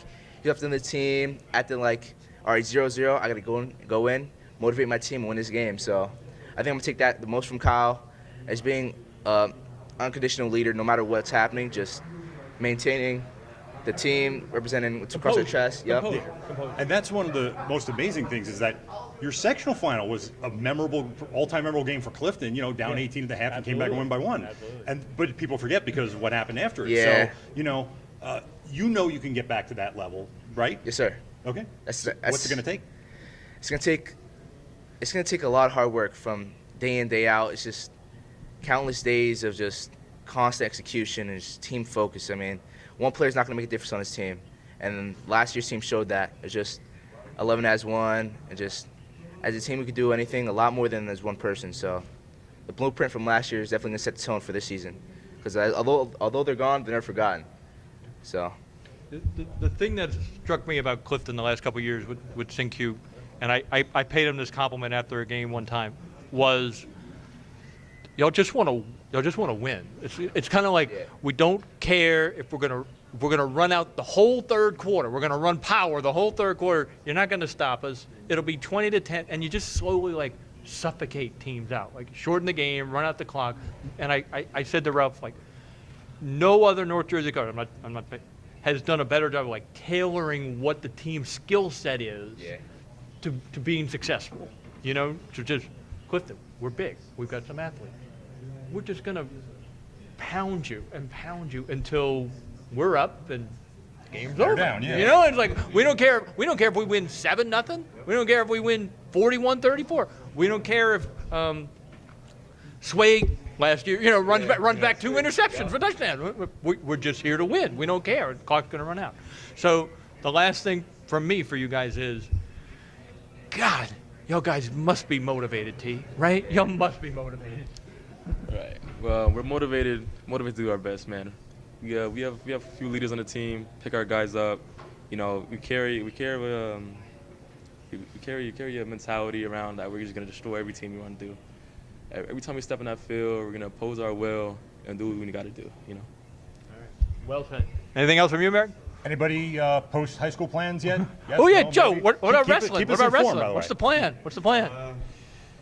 You know, How much wrestling do you do in football season, by the way? Any? not much. Not much? I only really wrestle in the off season like 2 times a week, and then I'm really just like a in-season wrestler type guy. I really get all my experience. I've been wrestling since I was 4. That's why I've progressed so well in this sport. But I love football, so I want to play football in college. Tell your brother hello. Say it one more Tell time. your brother hello. Tell your brother. What's up, Jacob? Is he on the coaching staff this year? I think he is. Yeah. There you go. It Oh, all boy. comes full circle. Oh, boy. Clifton, we're looking forward to seeing y'all this year. Mello, great to meet you. Good to see you, Joe. All right. That was Clifton. This is Super Football Conference Media Day on NorthJersey.com. Stay with us. We got more teams coming up.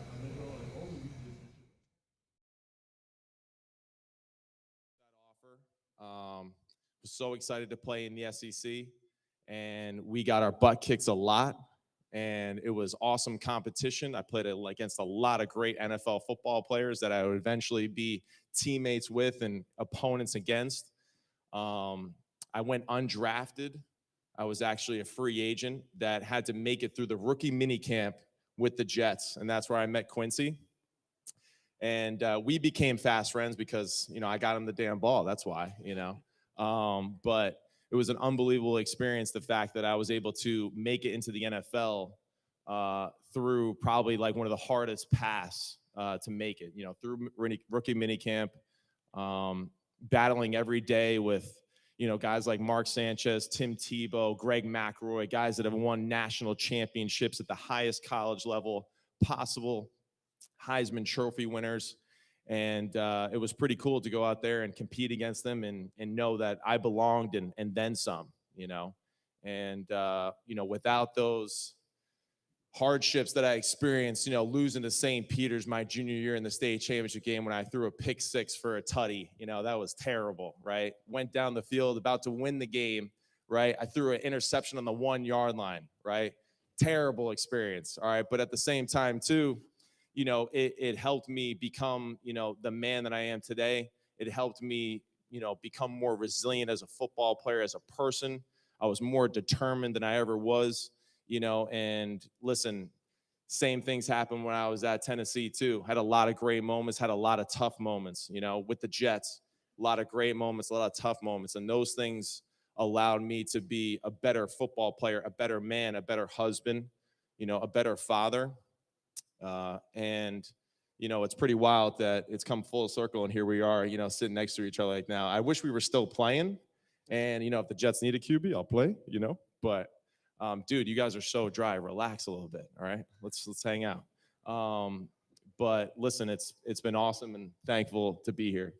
Awesome. Thank you, guys. That was a really long answer. Now, Megan, you've worked with both these players and then basically our entire locker room in your capacity as the director of communications.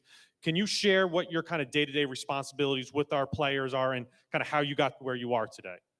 Sure. Well,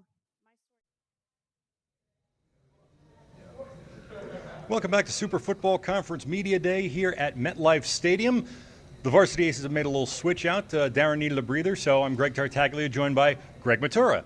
And so our next guest can feel comfortable. You just say, Greg, someone will address you and address your concerns. We have Bergen Catholic, defending state champ, undefeated last year. We're going to find out what they think they can do this year with Saeed, same floor, DJ Samuels, Christian Carty. I'll start on the end with Saeed, 12-0 season is awfully hard to follow up. Bergen Catholic, expectations are always very high. How have you approached this preseason? Because I think you want to get back to that state championship level, but, what's it going to take? Honestly, just being tough every day, taking it day by day with the young kids and bringing them up to the varsity level for the expectations that we have for them and trying to go back to back. And you have another very talented team. There is a change of quarterback this year, though, because I know that it was Steve Angeli, right? He's at Notre Dame now. And Christian, you're a receiver. Who have you been working with at the quarterback? Can you give us a little sneak preview? I know you don't always want to give away, game plans and stuff like that, but honestly, who are we going to be seeing under center for the Crusaders this year? We really don't know yet. Like, it's not something that me and Saeed being on offense really ask. It's not something we really care about. We know that both of the quarterbacks, Jack Duffy and Dom Campanelli, they're both great quarterbacks, great players, and whoever's thrown in there, we know they're going to do a great job. Greg, that Campanelli name sounds pretty familiar, doesn't it? It does, from the father to the son and now down to his son. And we should mention that Vito is the head coach. He's not here with the guys right now, but it's a football name that most people in North Jersey know. And I love that Vito's not here because there's nobody here to protect these three. I'm going to put like a DJ Samuels sack on DJ right now. All right. You got defense dominated last year. You do have a lot of defensive linemen back especially. Could you talk about your defense and the expectations, please? I feel like we have 11 dogs on the field at all times. We lost a lot of key DBs, key linebackers, but, it's a young guy's turn now. It's time for them to step up, and as leaders, we got to guide them just how we were guided when we were freshmen and sophomores. So, it's really the same defense, which is a lot more different dogs on there that will definitely be able to dominate just like we did last year. Okay. Can I throw one over to Saeed here? I'm not embarrassed to admit that I thought you were the most underrated running back in North Jersey last year. I would have liked to have seen you carry the ball more. How does it feel now to know that you will be getting an increased role this year? How has that been for you? Honestly, it's really exciting. I'm just trying to show with the whole state what I could do. That was too easy. Christian, I'm going to throw one at you. Last year, again, you had an all-state quarterback who's now at Notre Dame, as Greg mentioned, Steve Angeli. A lot of the ball was being spread around last year to all the receivers. What's the personality of the receiving corps this year? Like I said in an interview, I think it was last week, but this Bergen Catholic receiving crew is probably the most decorated that it's ever been in probably the last 5-10 years. So we have so much depth at each position that someone needs a breather, someone gets hurt, someone goes out, then the next person up, there's no worries about who's coming in. All right, now you are talking to the Varsity Aces, so we might mention, some of the stuff we've been working on over the summer. State of the program, of course, is going on. Bergen Catholics is due out very soon. There was another story we had this summer that it's been 30 years since a pretty big, important football game. Do you remember anything about it? Was 1992 Bergen Catholic? I do remember that, and may I say that was an excellent story. I was at that game. I covered that game because I'm only allowed to cover big games. That 1992 game was just so offense crazy. The headline about ahead of its time was absolutely correct. And the Campanelli family is ahead of its time. They started introducing the forward pass much sooner than everyone else. When I first started in '89, games took less than 2 hours, and everybody ran the ball between the tackles. The clock ran. So I loved your story. It is interesting. How does it feel, and I'll ask Saeed and Christian, to be part of a program that isn't afraid to throw the ball to receivers, to throw the ball to running backs coming out of the backfield? Honestly, I feel like it's exciting, really, to show like our versatility. Like we could really do everything on the field. Like if you stop one thing, we got something else for it, and you have no answers for us. And Christian, same question to you. Yeah, I mean, like especially this year. I mean, we have right here the best running back in the state, no question. So we're going to feed him as much as we can. But like he said, like the versatility we have when we could throw the ball and run the ball. There's not many teams that like have that good of like all of that together. Well, actually, one of the reasons I brought it up is because, well, number one, the 30th year anniversary of the BCPC state finals coming up. But number two, Paramus Catholic has got a new head coach that's, maybe got a little hype going around him, and kind of just in time, too. There was a period of time a few years ago, I think it was, when Jabril Peppers was around. And that was like 10 years ago now, where the Bergen Catholic, Paramus Catholic rivalry was really kind of up there. Look, you're always going to be rivals with St. Joe's. You're always going to be rivals with Don Bosco. People are starting to think that, PC is going to get back in the mix here this year. I'll ask DJ, what does that do when you get another, Big York United team to be good and to come back to that level and sort of come back and challenge you? That's another weekly challenge that you have to face.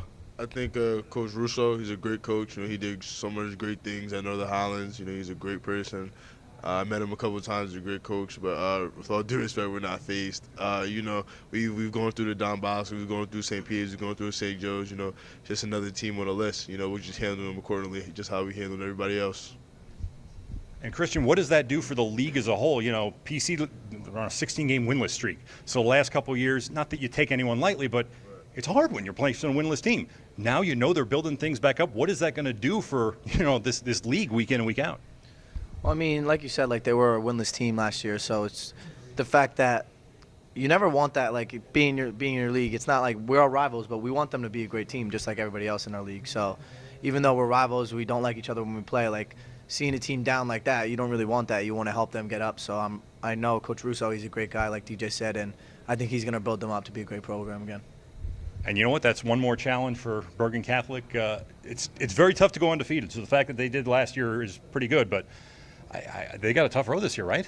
They really do. Everybody in that conference, I mean, it's one of the best conferences or divisions, I should say, the United in the Northeast, and maybe one of the best in the country. And it's a privilege to cover North Jersey football, and especially the United Division. Any more for our guests here? I can't help resist with Samuels. I'm going to ask him on defense. Bergen Catholic's all-time leader in sacks. Again, if the pass game hadn't progressed in New Jersey and North Jersey especially, maybe you'd have 3 or 4 sacks because everybody would just be running at you. What kind of expectations do you have for yourself for this season and for the defensive line, which is a strength? Luckily I was able to break all-time sack leader as a junior. So, I just say thank you to all my guys every day. Because without, especially these two right here, I wouldn't be motivated enough to do things like that. But respectfully, for my goals this year, I just want to be the single-season all-time sack leader. And then, after that, I just want to bring it back home to Oradell. Well, you do that. They've brought a lot of hardware back home to Oradell over the years, so we want to thank our Bergen Catholic guests, Saeed St. Fleur, DJ Samuels, Christian Cardi, for joining us here at SFC Media Day. The Super Football Conference day rolls on, so we'll be back when maybe talk to some more players as well. Greg Matura, I'm Greg Tartaglia, and Darren Cooper will be around all day as well. Thank you for joining us here on Varsity Aces and NorthJersey.com. To constantly approach the game, right, with that just steadfast nature to always attack perfection, knowing that it is unattainable, right? And to demand that of your teammates at all times. I go back to even like the St. Peter's situation my junior year. We were getting ready for the game. We were the best team in the state, right? By far. We were awesome, right? We were a great football team. And we were practicing very poorly Thursday before that game. One player on our team goes, hey, don't worry, man. We'll take care of it in the game. Take care of it in the game. No, practice is where you get it right? The discipline to hold each other accountable all the time is when you get those things right. And you know what? Hey, they came out there, they smacked us across the face, and they beat us that night, right? Because we were too complacent, right? We thought it should be handed to us, right? And that's where, you guys as leaders have to always kind of hold yourself to that standard and your teammates to that same standard as well. So kind of transitioning from leadership to sportsmanship, Matt and Quincy, can you share what sportsmanship means to you? How did you respect the game, your teammates, the officials, and the opposing team? Well, I didn't respect the opposing team for a period of time, but then after, yeah. Yeah, that's something that I would say that in your day and age, right, with social media is definitely an issue, right? There's too many videos out there of you guys scoring in 7-on-7s and tapping dudes on the head and being inappropriate and, you know, basically just like doing stuff that you're not allowed to do, right? And welcome back to Super Football Conference Media Day here at MetLife Stadium. I'm Greg Tartaglia, joined by Greg Matura for the Varsity Aces. Another all-Greg interview, this time with another Big North United Division team is DePaul. So we'll talk to the Spartans a little bit, but this is we're on a little run here. 2 straight Campanelli coach teams, and we haven't seen any Campanellis yet, have we? And they're not here. There's no one here to defend these kids, so I'm looking forward to really getting inside their heads and getting some good answers. Well, we have Anthony, we have Nair, and we have Jake. Jake, you're closest to me. I'm going to hand off to you. You know, introduce yourself and your teammates, what positions you play, and you know what you're most looking forward to this year. Jake Kuchera, tight end, and I'm most looking forward to getting back to MetLife and winning the state championship. All right, well, you're starting out here, so you're starting in a good spot. And yes, my name is Nair Domini. I played defensive back, and I'm just looking for another championship with my team. You know what I'm saying? Yeah. I'm Anthony Almeida, running back for DePaul, and I'm looking forward to a good season with all my brothers from my last year. All right, everybody looks forward to a state championship, or they want to, and DePaul is a team that has won state championships before. So, you know, we kind of ask in the preseason, what are your expectations, what are the biggest challenges, all those sorts of things. But for DePaul specifically, you know, I think, are you in the, first of all, let's go over your league. It's a tough league, but you're not in the same division with like Bergen and Bosco and those guys again, right? Okay, so, you know, realistically, what are your expectations for what you can do in the division, and then after that, what you can do in the state playoffs? Start with Nair. So, like, basically, I just feel as though, like, we still play those teams, but even though, like, we're not in the same division as them, so I just feel as though everyone, like, look at us as, like, the underdog. So, like, we just keeping our head down, just trying to work. You know what I'm saying? Yes. When you come from that standpoint of kind of always being the underdogs, I've seen that motivate people a lot before, especially with the Jets here. But, you know, at the same time, you're facing really tough, good competition. How much better does that get you throughout the course of the season, even in a game you might lose? It makes us really better because in the playoffs, we're not playing these teams, so all this hard regular season, it really gets us prepared for the playoffs. That's why DePaul, one of the interesting things, they've been in the playoffs before, like right around 500, and then taken off because of that different playoff bracket. But again, it's only A and B this year, right? Correct. And a question for Anthony and Jake, who are on offense. Gentlemen, what has been different in the preseason about your offense? What can we look forward to coming into the season that was different from last year's offense? Last year we had AJ, who was a mobile quarterback, very mobile, throwing the run. This year we have Patrick, who is a rising junior. We expect some big things from him this coming year. He could sit in the pocket, throw the ball on a dime, but he could also get out if he had to. So we're definitely going to be very versatile this year on what we could do. Well, I do have to interrupt before you get to Jake because this is Patrick Grussard, right? Yes. We talked to another Grussard a little while ago. Is there any back and forth between, you guys and Bergen Catholic? No, you guys and Ramapo. Jack started out of Bergen. But, yeah, did you ever hear from the other teams? And, they're not that far away, Franklin Lakes and Wayne. Yeah. We don't really hear from them too much. Yeah, it's not. But, what are your impressions of your quarterback so far and what this offense can do this year, Jake? Very impressive pass so far. He's very accurate, got a very live arm, can move when he has to. So, yeah. I had to ask that because I was here. Absolutely, got to bring that in. And then a question about the defense, which is you had an exceptional defense last year, one of the 2 or 3 best that I saw in the entire state. What is the same, what is different about this year's defense? The same is the same defensive coordinator. Like, he brings the juice every practice, and he's going to bring the energy every practice. And, like, the thing, like, I feel like we were losing, it's like a bunch of like young guys, you know what I'm saying? So like right now, like we're just getting their feet wet and like getting in the mix. But I just feel as though with a couple of seniors on the team, like it's gonna be a good one for sure. Well, that continuity is important because of Quayer Price, right? He was our defensive player of the year last year. You can't ever quote replace a player like that, but how do you maybe change the defense, make those little tweaks to play to the strengths of the guys you got now? So it's 2 DNs, Lucas Young and John Vallada. Like those are my guys right there, and I feel as though like they're gonna like live up to their expectations. So just keep making noise and just keep being great for sure. Yes. All right. Well, you get to see a lot of big North United teams over the years. DePaul, what are your expectations for this team? Because we always ask the coaches, players, what the expectations are. What are the media expectations? Well, I want them to compete for a state title, and they get the. Because you want to write about it, right? I only like to cover winners, by the way, and I do appreciate covering all the winners in our area. But what do you have to do right on the field to put yourselves in position to compete for not only a division championship, but to also for a state championship? Open to anyone. So I'll just say we should just play hard and us being serious, just lead by example. Just go out there and just have fun and just play for the person next to you. Yes. Since you are all seniors, and football something you're into now? Anybody looking to play beyond high school at all? Either you or on your team. As of right now, I'm committed to Delaware University, so I'm just out there. As my friend Saeed, he was just here. He's committed there too, so he's my teammate. So as of right now, but my brothers, they're up next. All right. So listen. Good luck wherever you choose to go. It's always good to be a Blue Hen, right? And it's always good to be a Spartan too. This is the DePaul Spartans. We are here at Super Football Conference Media Day with the Varsity Aces. Greg Matura, Greg Tartaglia. We'll stick around, see who else we can talk to. Darren Cooper might even get back in the mix. Thank you for joining us today on NorthJersey.com. Thank you. Teammates, with your coaches, right, with your family is a very important thing, right, of just staying in the present moment at all times. Meg, I want to kind of transition back actually something that Matt had talked about earlier today when getting an uncomfortable question and kind of build off of that. When you do get that uncomfortable question, or if you just don't have the answer, you just don't know what to say. What are some other techniques similar to what Matt provided that these guys can use when they're put in that uncomfortable spot of how to respond? Yeah, I think Matt had a great point. You can always redirect and say what you want to talk about, right? They're not going to hear the question or see the question in print. They're going to hear or see the answer.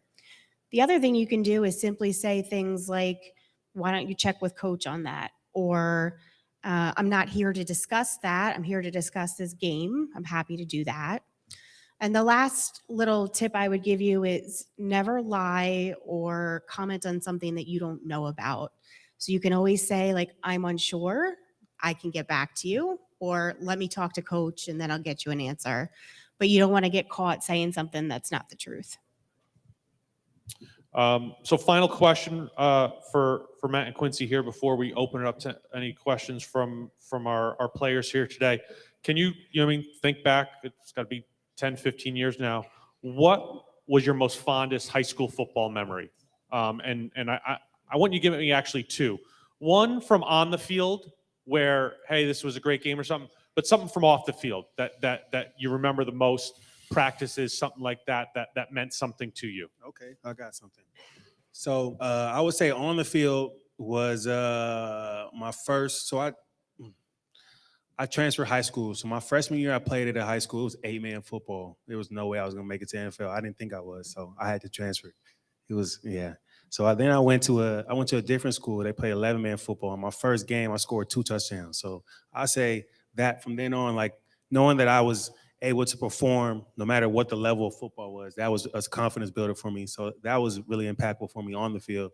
Then off the field, I would say there was one day at that same school where it was just not clicking for me.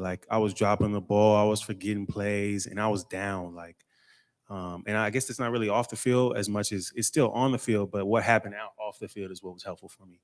Was that, I had a coach that came up to me and really kind of brought me back up and gave me some good coaching, some good words that kind of helped me remember who I am. And I think it's important for all you guys to remember who you are. You're here for a reason, you're playing for a reason. And so just don't ever forget that, because, that's going to help drive you to be who you want to be. Welcome back, Super Football Conference Media Day. Darren Cooper back in the saddle with my good friend, Mr. Matura. What did I miss, Mr. Matura, while I was gone? We had Bergen Catholic. Who else? A lot of good stuff. We had this thing about interviewing kids without their coaches to protect them. I'm loving it. Mr. Matura, always looking for an angle, you are. Always looking for an angle. All right, joining us now, a couple of guys from Dwight Morrow. And to introduce him, take it away. Hi, my name is Sebastian Duque. I'm from Dwight Morrow. My name is Anthony Singleton from Dwight Morrow. Hi, my name is Savon Mir from Dwight Morrow. First thing is the silver jerseys. Whose idea was the silver jerseys? I believe it was our head coach, Coach Hoyle. But the Maroon Raiders were wearing silver? You know, it doesn't really matter with the drip. It's, you know, we just go out there, ball out. All right. We got to ask. Go for it, Greg. Well, we got to start right in. Their field was damaged last year by Ida. Yes. And they had to play their games on the road. The field is still being repaired. Gentlemen, how has it been practicing on the front lawn at the school? They do have a beautiful front lawn. They got a beautiful property. But how has that been, and when can you hope to, what's the word, on when you'll be getting back to your field for a game? All right. Yeah, so we'll start with that. When do we think we're getting back on our field? They said by September 15th our field should be okay, and at our second game we should be home. And then the whole how does that unsettle practice, or to be not on like a lined field or something? Yeah, it's really challenging and different because, you know, at most we have at least 80 yards. We don't have a full 100 yards. It's completely different because, you know, we're now playing on a grass field. We're not playing on turf. So, and there's some ditches here and there. But at the same time, we come together as a team, as a family. And, you know, we fight through this adversity because, you know, that's all, this is all we have. And, you know, this is what we got to do. All right. Can we use that as like a rallying cry? I think so. Like, we could probably get better, do what we got to do, and probably win our division this year. All right. So the young man is already talking about winning the division, my friend. All right. He's already throwing it down. What do you see on this team so far? What do you like about your team right now? Right now, I like that we have a very, very, very young team, and we got a lot of young, talented guys, and I know for a fact that this year we're going to do something different. What do you see? I see a lot of potential, a lot of growth. Again, yes, we have a very young team, but these are athletes. These are some monsters. We don't give up quickly. You know, we put in that work. All right, young man, you already threw it down. All right, back it up. Yeah, like they said, we have a young team, and like they're very talented, very fast, very skilled, and very strong. I think like we have better connection with them than before. Greg, you and I, we've seen the Dwight Morrow teams over the years. Always fantastic athletes. Up front, big man, it usually comes down to up front, right? You know, blocking and tackling. So what's it look like on the line? Are we young up there too? The line is, yeah, we're very young up there too. We're trying to teach the new guys that come in as freshmen and haven't played football or have played football, so we can teach them what to do and how to be better and be a better athlete. Are they listening to you? Of course. I listen. They better. All right, what's your role? What position? I play linebacker. How good's the defense? Defense is we are a really good team on defense. You know, we don't like the running back. We don't like quarterbacks. We don't like no skill position that catches the ball over us. We just love hitting. All right, and him. What's your role? What do you do? I play center and D tackle. On defense, like we said, it's like very good. You know, our line, very talented, very fast, very skilled. And on our offensive line, very young. We still trying to get our plays together, get everybody together so we could get it done this year. All right. Hold the microphone. Last year was tough, wasn't it? Yes. Yeah, I mean, so just tell me about how hard it was to go through what you had to go through. You know, we went from like losing our weight room, so we had to do like lots of push-ups and stuff to supplement. Yeah. No. Yeah. Totally fair. Yeah, to supplement for not lifting weights. Get a lot of sprints in, get a lot of extra stuff from not like having a full 100-yard field and like weight room and stuff. So we've been trying to like supplement everything in. Same question. How tough was last year? It was actually very tough because our first game we had to actually wear our opponents' away jerseys. We didn't have these jerseys in time. We weren't ready. Also want to say thank you for the Jets organization because they gave us some equipment and all that. So I'm really thankful for them, and we were able to come here last year, watch a game against the Patriots. We're very blessed with that. Did they win the game? What do you remember about last year? Last year, I remember me transferring in from Paramus Catholic, and me coming back to my hometown and just seeing how everything was all well, and Hurricane Ida really struck us bad, and we had 2 weeks off before our first game, so we had a bad start to the season from the jump, and we really came around at the end of the season though, and I really love that. I want to end this on a positive note, though. When I called Coach Joe Hoyle to talk about the damage to Winton White Stadium, I was shocked to learn, and Darren, you used the word rallying cry. The town did rally. They have a very good junior football program, and this is why your numbers are up from last year, despite your stadium being pretty good damaged, despite the fact that you have to play football on the school property. Could you talk about the experience of having so many of these young kids come in at a time where we're coming out of a pandemic, and then you get thumped by the damage to the field, and yet people are still showing up as freshmen and sophomores to play for the program? In other words, y'all didn't quit. You know, I'm just very thankful that my city, my town, you know, all this young talent came up and, you know, came actually to help us, you know, rebuild this family, rebuild this team. You know, this it's more than just football. You know, this is people's dreams. People love doing this for a living. So we were actually just really thankful for our community to come back and just give us back, because, you know, without this town, man, we wouldn't really be here today. So I'm just really thankful. Y'all were great. Anything else, Mr. Matura? I am good. A couple of brave sons of gun. Dwight Morrow, ladies and gentlemen. This is Super Football Conference Media Day. Darren Cooper, Greg Matura. Stay with us here on NorthJersey.com. Stages at 12 p.m. That was perfect, man. Hey, did Eli give you your check yet? Nah, he did. Okay. I haven't even seen Eli though. I mean, I've seen him, but I haven't seen him.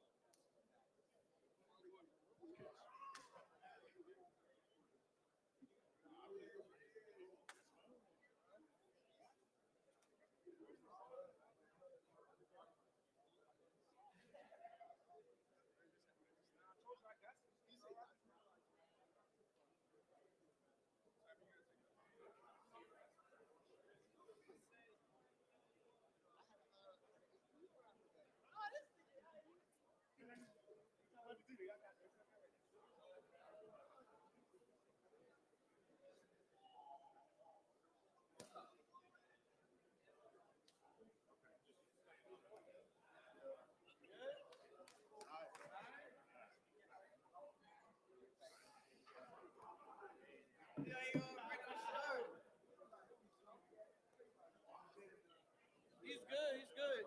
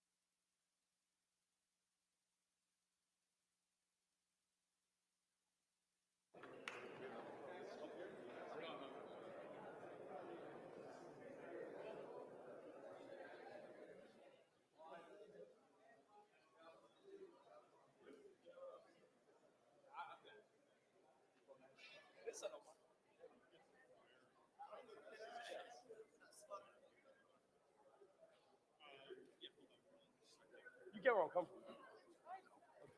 Which school is it from? Chatham is going to be up on stage B. It's going to be 12 p.m. all the way down to the farm. Okay?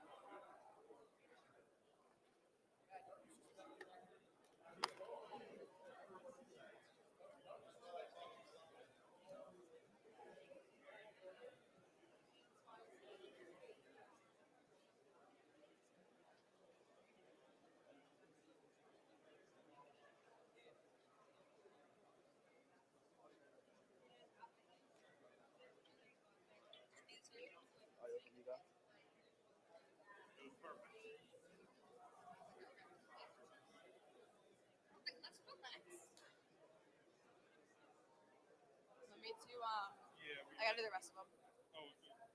Oh no, actually no. These are all sorry. Yeah, these are all the ones that are done. I just don't know what the player. Yeah.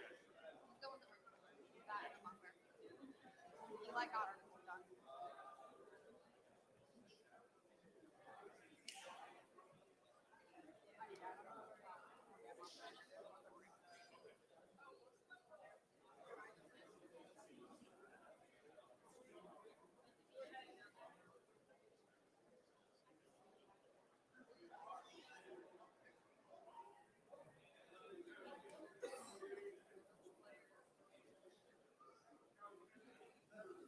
Jesse, you good? All set. Luke Yeah. will be around. Okay. If it happens, but I think we're good. all right, cool.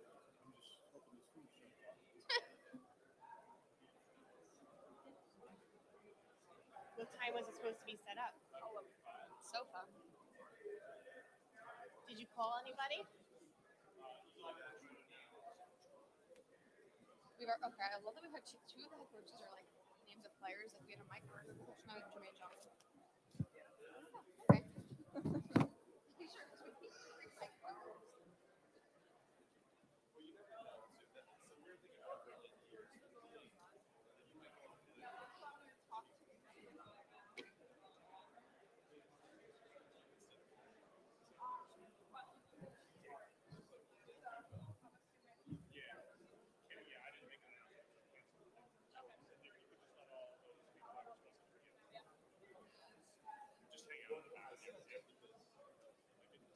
I think so. Yeah. Yeah.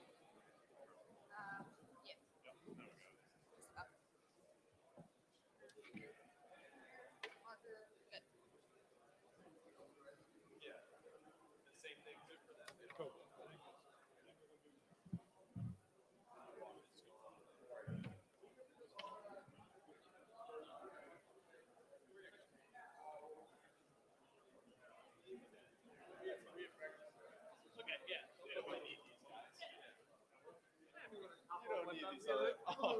Yeah, right.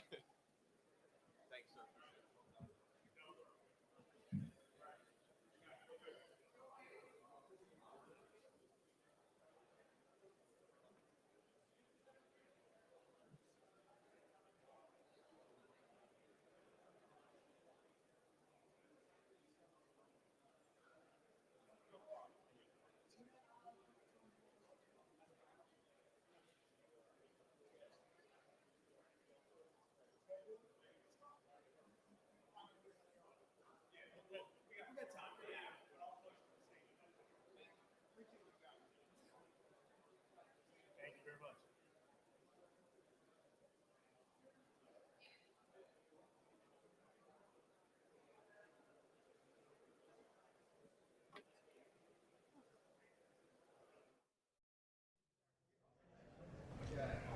So still here at Varsity Aces Media Day. It's actually Super Football Conference Media Day, but we are the Varsity Aces. I'm Greg Tartaglia. This is Greg Matura. And this is actually the Greg Show featuring Juan and Zail, because we've got the brand new coach of the Paramus Catholic Paladins, Greg Russo. Homecoming for you, right? I think I talked to you when you first got the job, and I think you said there was maybe one job that could have taken you away from Northern Highlands. Well, you have it now. So what's these first few months been like? It's been fun being back. I mean, in the beginning it was tough because I had such a good run at Highland, such a good time. It was hard to leave them. That part was hard, but once I got at PC and started doing it, I remembered why I wanted to come back. I mean, the administration's been great. It's a great place. I had great experience coaching, and the kids have been great. They bought in. We got a lot of new freshmen, a lot of excitement. It's been fun being back, seeing a lot of the alumni coming back. So the whole thing's been fun. It's the reason I did come back. And we do have a couple of your players with us. Would you mind introducing them for us? This is Zael Powell. He's a safety receiver, and Wamanaya, who's a tackle.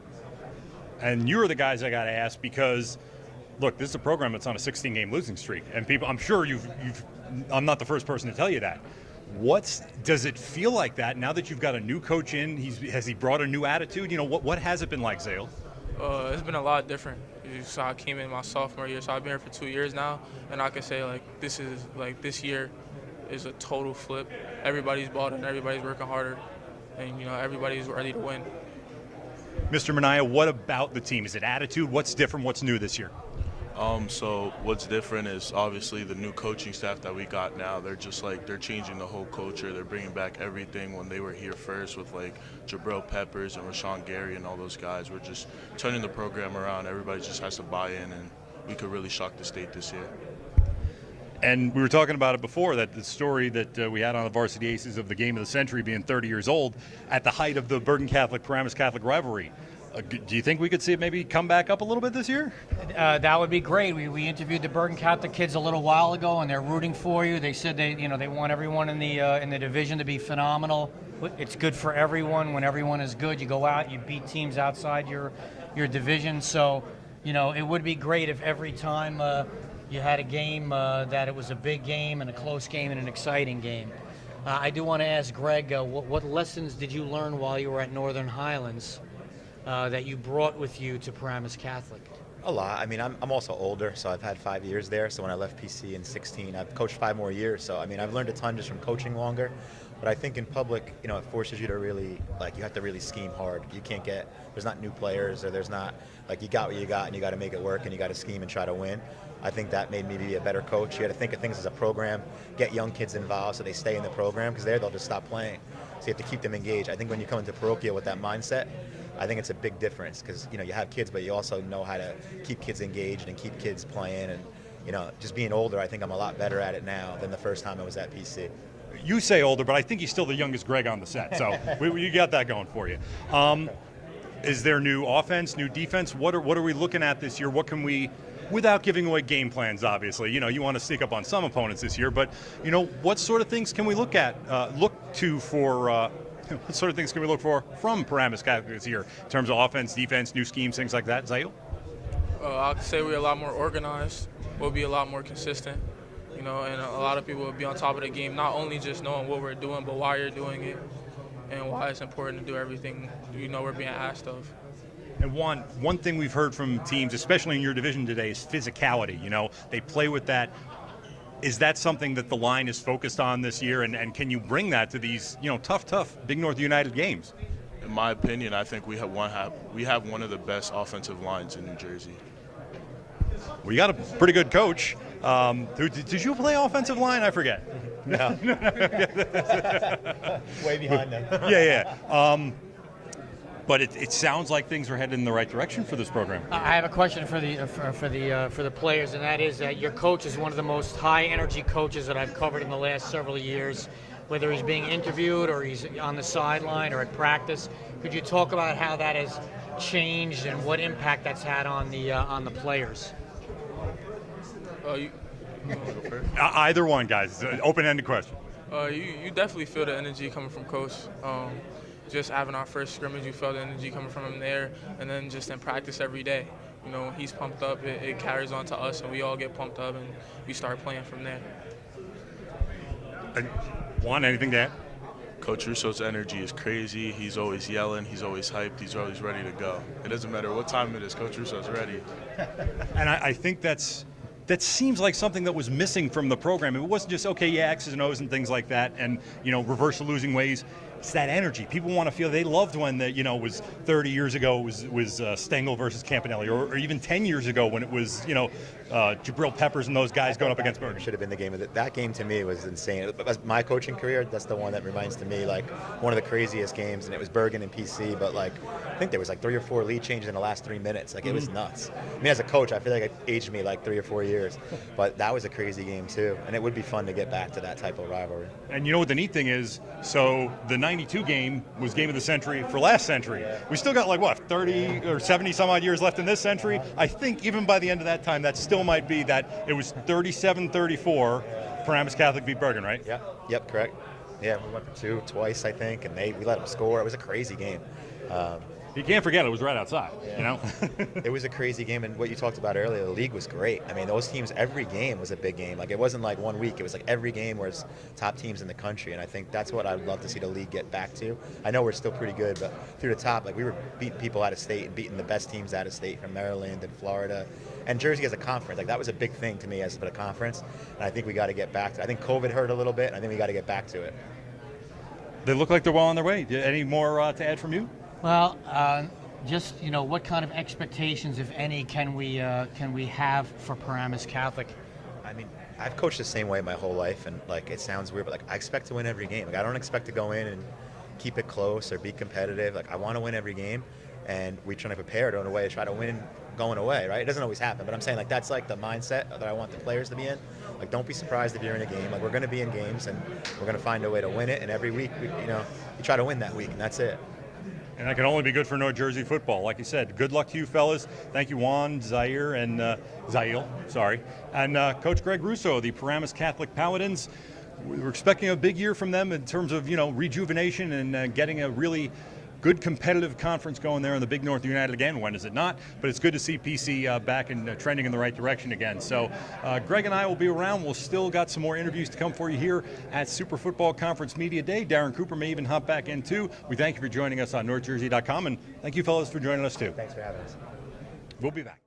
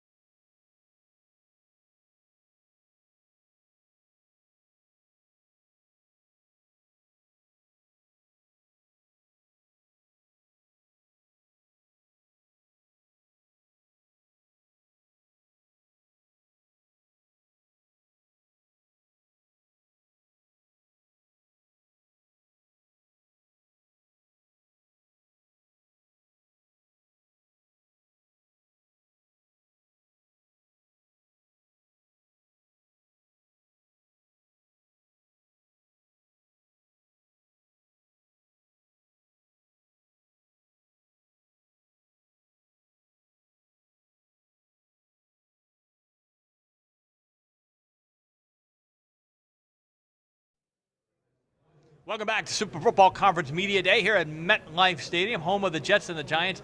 Breaking news outside. Ladies and gentlemen in North Jersey, it is raining. Finally. It is raining. It is actually raining. It's not doing the field turf any good, but hopefully your grass is getting It is actually raining. More breaking news here at Super Football Conference Media Day. We are joined by two of North Jersey's best football players from Don Bosco, Ronnie Heath and Nick Minicucci. Guys, how are you doing today? Good, we're doing good, yeah. Great. Big news about the rain, right? I mean, this is amazing, right? Yeah. When's the last time you saw the rain? I don't know. A long time. What sort of news is Don Bosco going to make There this you year? go. 'Cause, Good segue. Great segue. Well, seriously, there's been a couple years where Bosco started slow and then really come on at the end. I guess you want to avoid the slow start. So how do you get out charging out of the gate fast? Well, obviously our main goal this year is to just not go have a slow start. We've just been practicing harder. Just trying to focus on just winning the first 3 games instead of just having a slow start. I think we're more than capable of doing it. I just think we just need to work hard at practice every day, and that's what we're doing, and hopefully, it turns out well. Hey, Nick, has it really been a point of emphasis in the offseason from something coaches talked about? Like, guys, we can't go 1-3. We got to start faster. Yeah, absolutely. I mean, the past 3 years we've started 1-3. I mean, yeah, we've turned it around the past 3 years, but this year we want to start off fast and continue staying fast, and we want to stay uphill. We don't want to go down and then have to build ourselves out of a hole all the way back up. And we just want to start up high and continue there and have that ring on our finger at the end of the year. That's all our goal. 32 seniors. Wow. Bosco has 32 seniors. How are they all going to get on the field? All right, let's put them to that. When's Bosco's last state championship? When was the last state championship? 2015. Come on, Ronnie, pick it up. I just, he was faster than me. Having played here last year against Bergen, yeah. and then a couple years ago played 2019. Yeah. How awful is that to feel that way? I know.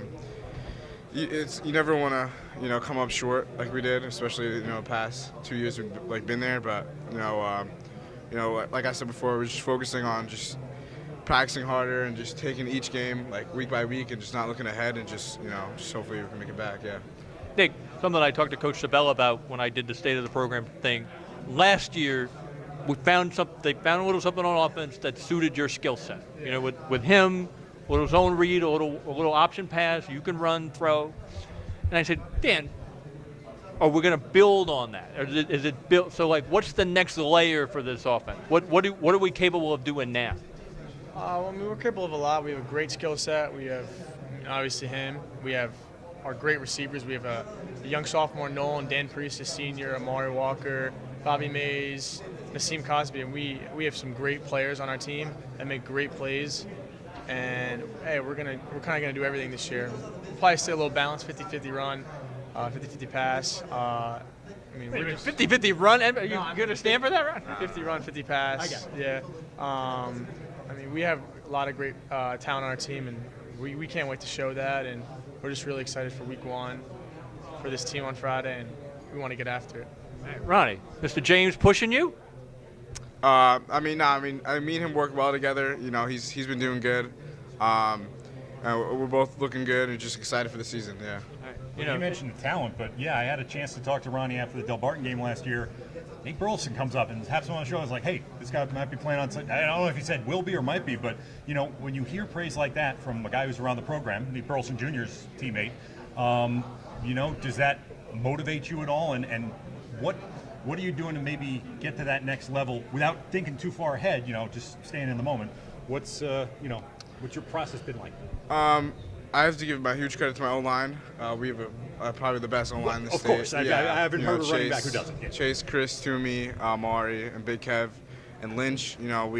Those guys, do a lot for me, and they definitely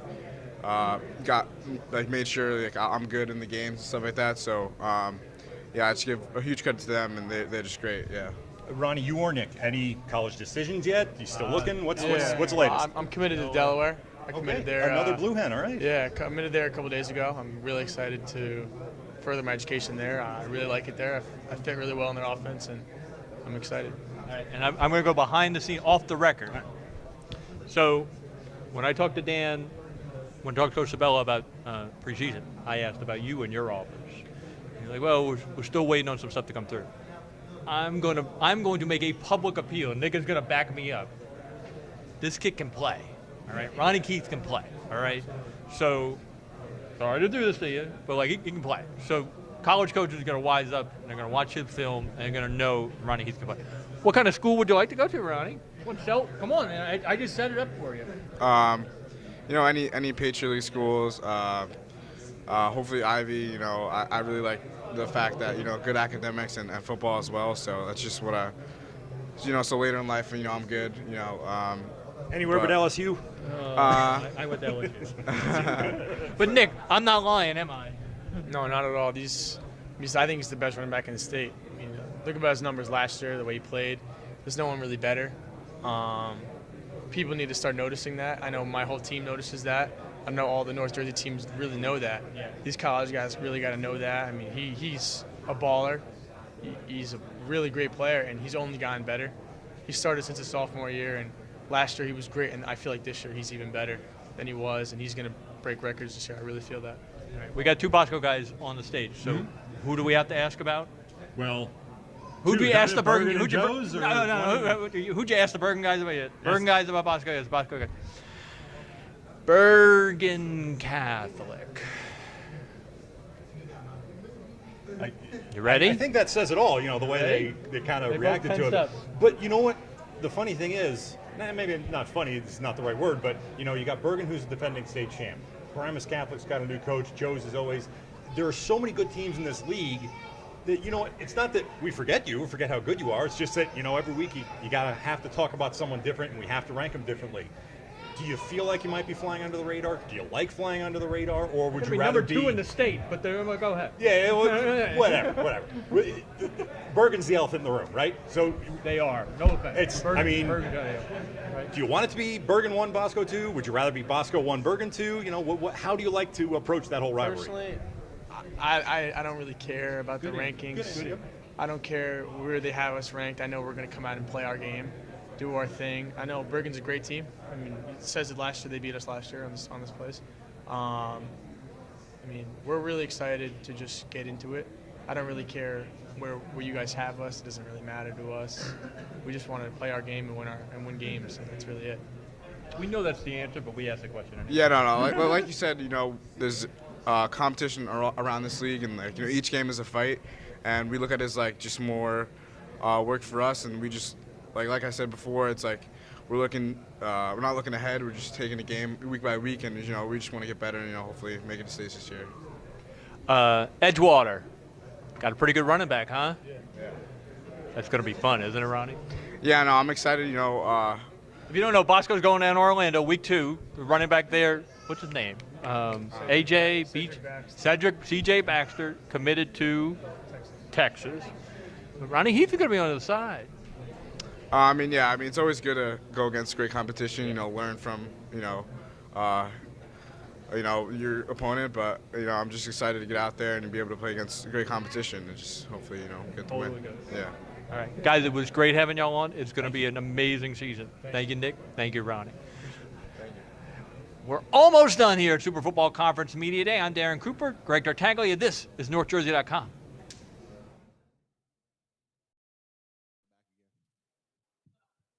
And we'll start on the opposite side for this next question. You guys, obviously no strangers to one another, all playing in the Freedom White division of the Super Football Conference. First, for the coaches assembled here, what is this like to coach in this Super Football Conference, arguably the best football conference in the state of New Jersey and highly regarded as one of the toughest conferences in all the country? What is that grind like to coach in this conference? And we'll also ask, when all the coaches have responded, then of the players too. What is this experience like playing against the best of the best week in and week out in New Jersey? It's different. It's intense. We have teams like West Orange, Union City that we'll be playing. It's just an intense conference. The work ethic is intense. We push that on the players, and the players respond to it.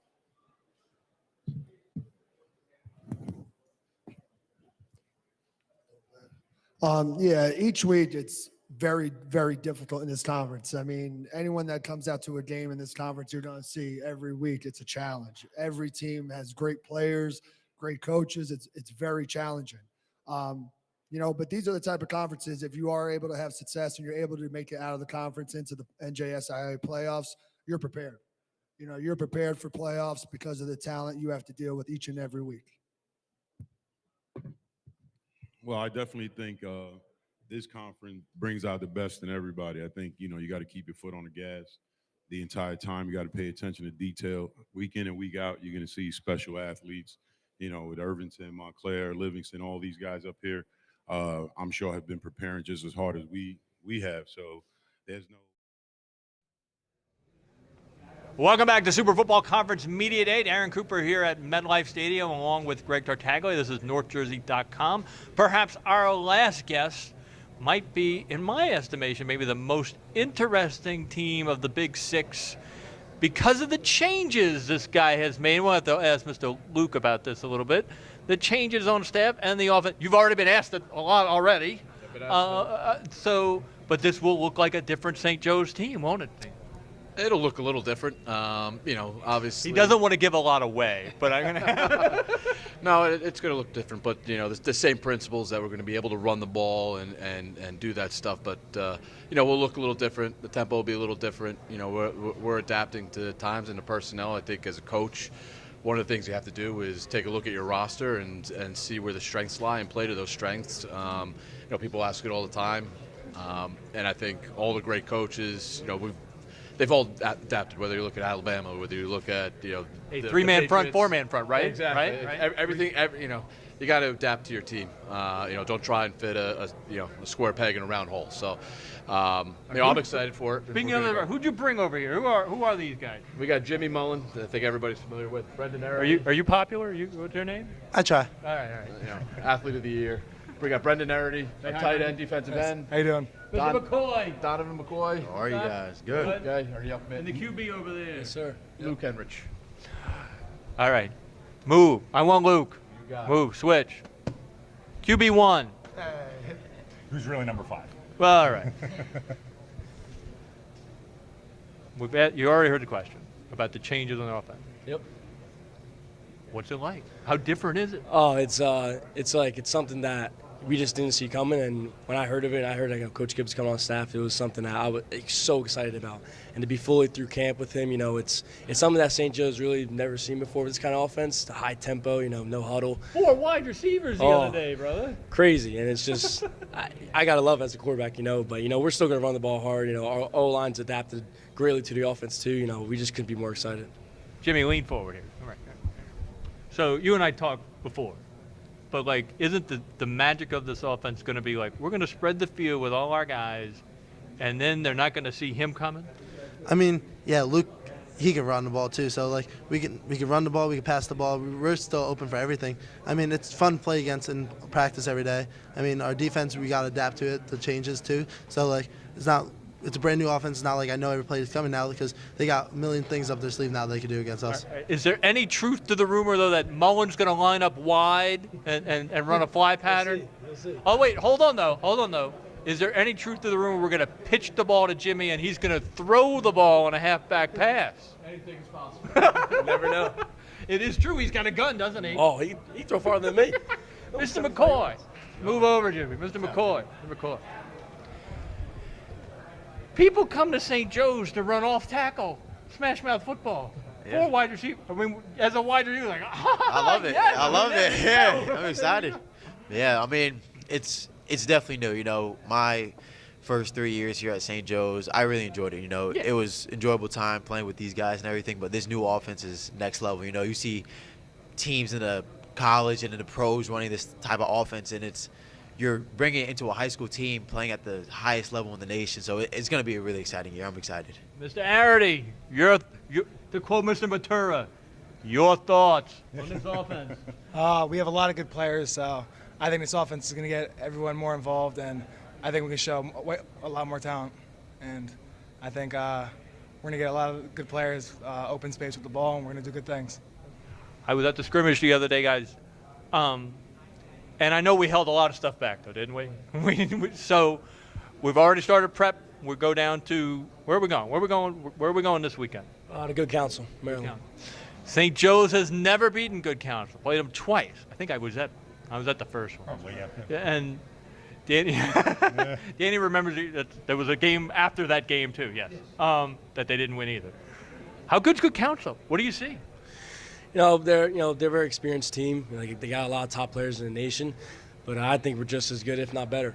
And we're gonna come out there with a chip on our shoulder, ready to go. And we're gonna give it all we got, just like they're gonna too. So we're just gonna go at it. Mr. Arity, we had Bosco on right before, and they've had rough starts the last couple of years. 1-2, 1-3, 1-3. How important is it for this team to get off to a good start with such a new system? You know what I'm saying? Definitely. You always want to come out winning, and I think with this new offense, we're going to show we're going to win, and you need to start off strong. So. You think the offense is in? Is it are we at 100%? Do we know it all? I mean, yeah, right when the season ended, I got the call that Coach Gibbs come on. Did you really? And I was just we started right then and there. Online Zoom calls and stuff. Getting in the film room with Coach Gibbs. This started in December, basically, I guess you could say. But we're fully into it. These guys know, a lot of young guys know the offense, just as good as me, and it's pretty cool to see you watch them adapt to it. But yeah, we're fully into it, 100%. It is interesting to see. Brian Gibbs coached at Ramapo for so long. That was their way. So if you've watched a lot of Ramapo, I have. Yeah. You're used to that tempo and not being on the sidelines because you can't run fast enough. So people know about that offense, and you're kind of learning it. What about your defense? St. Joe's is always a good defensive team too. Mullen, what are you gonna say? What are you gonna say? Oh, we got a lot of experience coming back on the D line, so that's exciting, especially being D lineman, knowing that I got guys next to me that are going to be prepared to fight with me. And we got a lot of talent in the back that is really not known. Like, our safety is really good. We got a couple young DBs that actually are impressing me a lot because they're fighting really well right now. So I'm just excited to see what they can do on the field. All right, Luke, did you ever know anyone who talked as fast as Jimmy Mullen? He's pretty quick. Yeah, okay. Yeah, he's. Mr. McCoy, same question. Is Jimmy Mullen the fastest talker you've ever seen? He's up there. I mean, maybe they I've should seen give him the ball. It sounds like he moves bidders fast. down in Louisiana, maybe a little faster, but. In Louisiana, we're a little slower when we talk, a little more at ease, Danny, hold the microphone. Get him in the You shot. got it. Get him in the shot. So one more for Coach Morangi here. One more for Moran. Got to be a little pressure here to make this change, right? It's not like St. Joe's was broken. No, but like I said, every time, something happens, you have to adapt. Just evolve. It was time to evolve. Just evolve, and like I said, it was nothing personal or nothing that I didn't believe in. Like I said, I take a look at our team and our strong suits and the way we could develop that stuff. I thought it was best suited for our team. In all honesty, it wasn't like we wanted to go spread and go all wide or whatever it may be. We had people apply for the job from California, from Texas, South Carolina, all throughout New Jersey, and I just felt this would be the best fit for what we're looking to do. We all know that there's going to be some bumps in the road, anytime you make a change. But like I said, we're in a position of pressure every week, so nothing new has changed. All right, we will have full coverage of the St. Joe's Our Lady of Good Counsel game on Friday night. And I believe right now, Jimmy Mullen's going to make his college decision for us right now. Oh, all right, maybe we'll do that another time. So we're going to wrap it. Guys, it was great talking to you. Great to see you. Thanks, good to see you, Mr. McCoy. Great to be with you here at MetLife Stadium here at Super Football Conference Media Day. We have to thank our guys behind the camera, Mr. Tartaglia, Mr. Mike Pedagano, and Mr. Paul Wood for doing all the work. Mr. Matura, Mr. Aiken running teams over to us, all the guys who make this fun broadcast. We hope you enjoyed it. We're looking forward to a great season. And remember, the Record Guild is coming for you. This has been Super Football Conference Media Day. I'm Darren Cooper, Greg Tartaglia, signing off on NorthJersey.com.